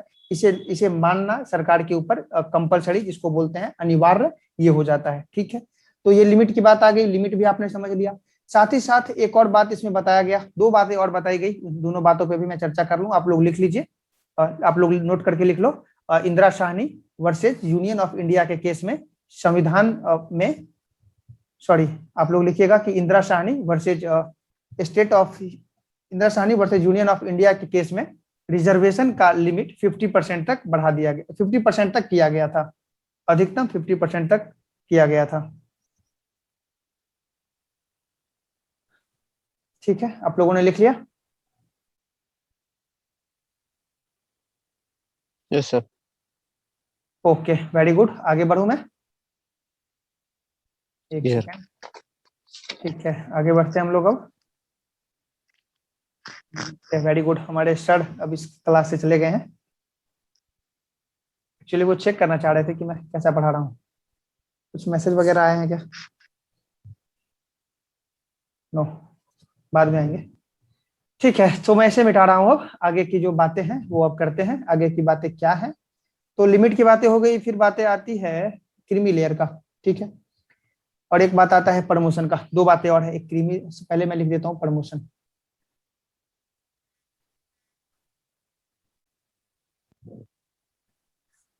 प्रमोशन और दूसरा क्या है? सॉरी, ये थोड़ा सा आप लोग स्पेलिंग वगैरह ना, अगर आपको लगे कि मेरा गलत है तो आप लोग अपने अकॉर्डिंग सही कर लीजिएगा। जल्दी मेरा गलत होता नहीं है, लेकिन मेरा ए कभी ओ लगता है, कभी ओ कभी ए लगता है, तो इस वजह से आपको गलत लग सकता है। इतने सारे जो जजमेंट आए, मतलब इतने सारे जो मैटर्स आ रहे थे इंद्रासानी वाद में निकल करके वर्सेस यूनियन ऑफ इंडिया के केस में, उन्हीं में दो बातें और थी। हमने आपसे बताया ना, इंद्रासानी केस की जो मुख्य बातें थी वो हम आपको बता रहे हैं। और आप देख रहे हो ना कितना इंपॉर्टेंट है रिजर्वेशन को लेकर के, हर एक बात उसमें अपने आप में ये किए हैं। तो प्रमोशन को लेकर के और क्रीमी लेयर को लेकर के भी इंद्रासानी केस में टिप्पणी किया गया। क्या टिप्पणी किया गया सुप्रीम कोर्ट के द्वारा? इन्होंने ये कहा कि प्रमोशन में कोई रिजर्वेशन नहीं होगा। ये भी याद रखिएगा, आपसे ये क्वेश्चन आ जाए ना अगर डायरेक्ट, कि किस केस में प्रमोशन में रिजर्वेशन को वैलिड नहीं माना गया। किस केस में प्रमोशन में रिजर्वेशन को वैलिड नहीं माना गया था? तो इसका आंसर क्या हो जाएगा? Indira Sahni versus union of India के केस में प्रमोशन में रिजर्वेशन नहीं मिलेगा, ऐसा कहा गया था। तो ये बात यहीं पे खत्म हो जाती है। पदोन्नति यानी कि जो आपका प्रमोशन होगा उसमें आपको रिजर्वेशन नहीं मिलेगा, ऐसा इंदिरा साहनी के केस में बताया गया था। अभी करंट सिनेरियो में प्रमोशन में रिजर्वेशन है। तो करंट सिनेरियो जो है वो तो 2021 है, और हम अभी कहाँ है? 1992 में। तो ये मत कहिए सर करंट में है, आपने गलत पढ़ा दिया। हम गलत नहीं पढ़ा रहे हैं बच्चे, हम 1992 में है एक्चुअली। ठीक है, करंट आगे चल करके फिर प्रमोशन में रिजर्वेशन कब मिलता है आपको हमने कहा था ना, आर्टिकल 16(4) का ये भी हम लोग पढ़ेंगे। जो कुछ कॉन्स्टिट्यूशनल अमेंडमेंट्स वगैरह भी पढ़ेंगे, तो वही सब जब पढ़ेंगे ना तो ये सब बातें धीरे धीरे इंसर्ट होती चली जाएंगी। तो प्रमोशन जो है, प्रमोशन में जो है आपको रिजर्वेशन नहीं मिलेगा। किस केस में कहा गया? इंदिरा साहनी केस में कहा गया। साथ ही साथ ये कहा गया कि क्रीमी लेयर को भी रिजर्वेशन का लाभ नहीं मिलेगा ओबीसी के तहत। किस केस में कहा गया? इंदिरा साहनी केस में कहा गया। क्रीमी लेयर कौन होता है? तो इसके बारे में सुप्रीम कोर्ट ने ये ऐसा माना, ऐसा सोचा कि जैसे ओबीसी हमने मान लिया ना कि कौन सा जाति, कौन सा जो वर्ग है वो पिछड़ा हुआ है, मतलब सोशली रूप से और एजुकेशनली रूप से। लेकिन ऐसा तो नहीं हो सकता ना कि कुछ विशेष जाति के सारे लोग ही पिछड़े हों। मतलब एक कोई जाति हम उठाते हैं, ए नाम का कैटेगरी उठाते हैं, उसके सारे ही लोग 100 लोग हैं और 100 का 100 पिछड़ा हुआ है, बैकवर्ड है। ऐसा तो नहीं हो सकता है ना। तो सुप्रीम कोर्ट ने ऐसा कहा कि हाँ ऐसा है कि इसमें से अगर 100 लोग है ना किसी कैटेगरी में, तो इसमें से हो सकता है 80 लोग पिछड़े हों, 90 लोग पिछड़े हों, लेकिन 10 लोग तो मजबूत होंगे ना, 10 लोग तो ठीक होंगे ना, 10 लोग अच्छी स्थिति में होंगे। तो जो लोग अच्छी स्थिति में है उनको हम रिजर्वेशन क्यों दें? रिजर्वेशन का क्या आधार है? वही जो हमारे समाज में जो गैप है ना, बड़े मतलब बड़े तबके और छोटे तबके के बीच का, इसको भरने का। तो फिर हम जो है सो रिजर्वेशन उन्हीं को देंगे जो पिछड़े हुए हैं। तो पिछड़े वाले को ही रिजर्वेशन देना है, इसलिए उन्होंने क्रीमी लेयर का कंसेप्ट लाया कि जो लोग क्रीमी लेयर के दायरे में है और या दायरे में नहीं है, इस बात का कंसेप्ट लाया उन्होंने, क्रीमी लेयर को रिजर्वेशन नहीं दिया जाएगा। अब क्रीमी लेयर में कौन आएगा कौन नहीं आएगा, इस बात का लिए भी कौन बताएगा? हमने बताया ना, ये सब काम किसका हो जाएगा? सरकार का हो जाएगा। सरकार तय कर ले क्रीमी लेयर में कौन आएगा और कौन नहीं आएगा। जैसा कि हमने आपसे लास्ट क्लास में बताया था, या लास्ट क्लास में नहीं, आज ही के क्लास में बताया था कि ईडब्ल्यूएस है, तो ईडब्ल्यूएस को रिजर्वेशन मिलेगा, ऐसा किसने कह दिया? सुप्रीम कोर्ट, सॉरी हमारी सरकार ने ही कह दिया ये बात तो। लेकिन ईडब्ल्यूएस कौन होगा, इसके लिए अलग से कानून बना ना, रूल एंड रेगुलेशन बने। ईडब्ल्यूएस कौन होगा? 8 लाख रुपए से अधिक का सालाना इनकम नहीं होना चाहिए, और जमीन वगैरह सबका भी कुछ प्रोविजन है। अगर ये सब नहीं है और अगर आप जनरल कैटेगरी के हैं तो आप आर्थिक रूप से पिछड़े माने जाइएगा। तो वही बात है, क्रीमी लेयर कौन होगा इसको लेकर के अलग से प्रोविजन बनाया गया। वो हमारा टॉपिक नहीं है, इसलिए हम उस पर बात नहीं करेंगे। इंदिरा साहनीवाद की ये सारी बातें थी जो आपको हमने पूरी बातें बताई। आप लोग इसमें जो जो आपको लिखना छूट गया हो वो लोग तेजी से लिख लीजिए, और कुछ पूछना हो तो पूछिए, तेजी में पूछिए। क्लासेस के टाइम जो है सो काफी ज्यादा तेजी में भाग रहे हैं। 2 बज गए हैं, हमारे क्लास का आज का 2 घंटा पूरा हो गया।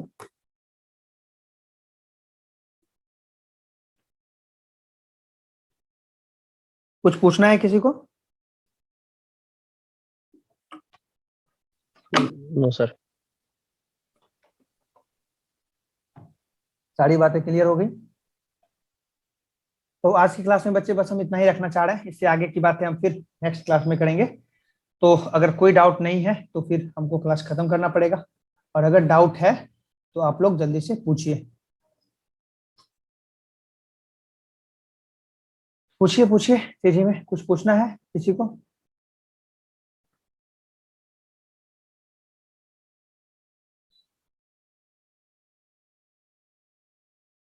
नहीं पूछना है? आप लोग सुन पा रहे हो ना?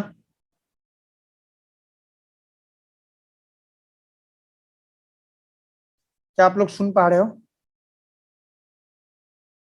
ठीक है, क्लियर है सर। आकाश का आ रहा है, बाकी 2 मेंबर और हैं हमारे, एक है अक्की, दूसरा अनास मोआ खान। आप दोनों भी अपना क्लियर है सर वाला मैसेज कर दीजिए या अनक्लियर वाला मैसेज कर दीजिए, जो भी है जल्दी कीजिए।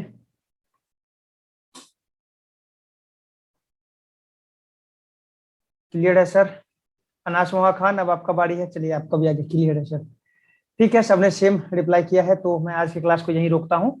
फिर हम लोग जल्द मिलेंगे अपने नेक्स्ट क्लास में। तब तक के लिए आप लोग पढ़ाई वढ़ाई कीजिए।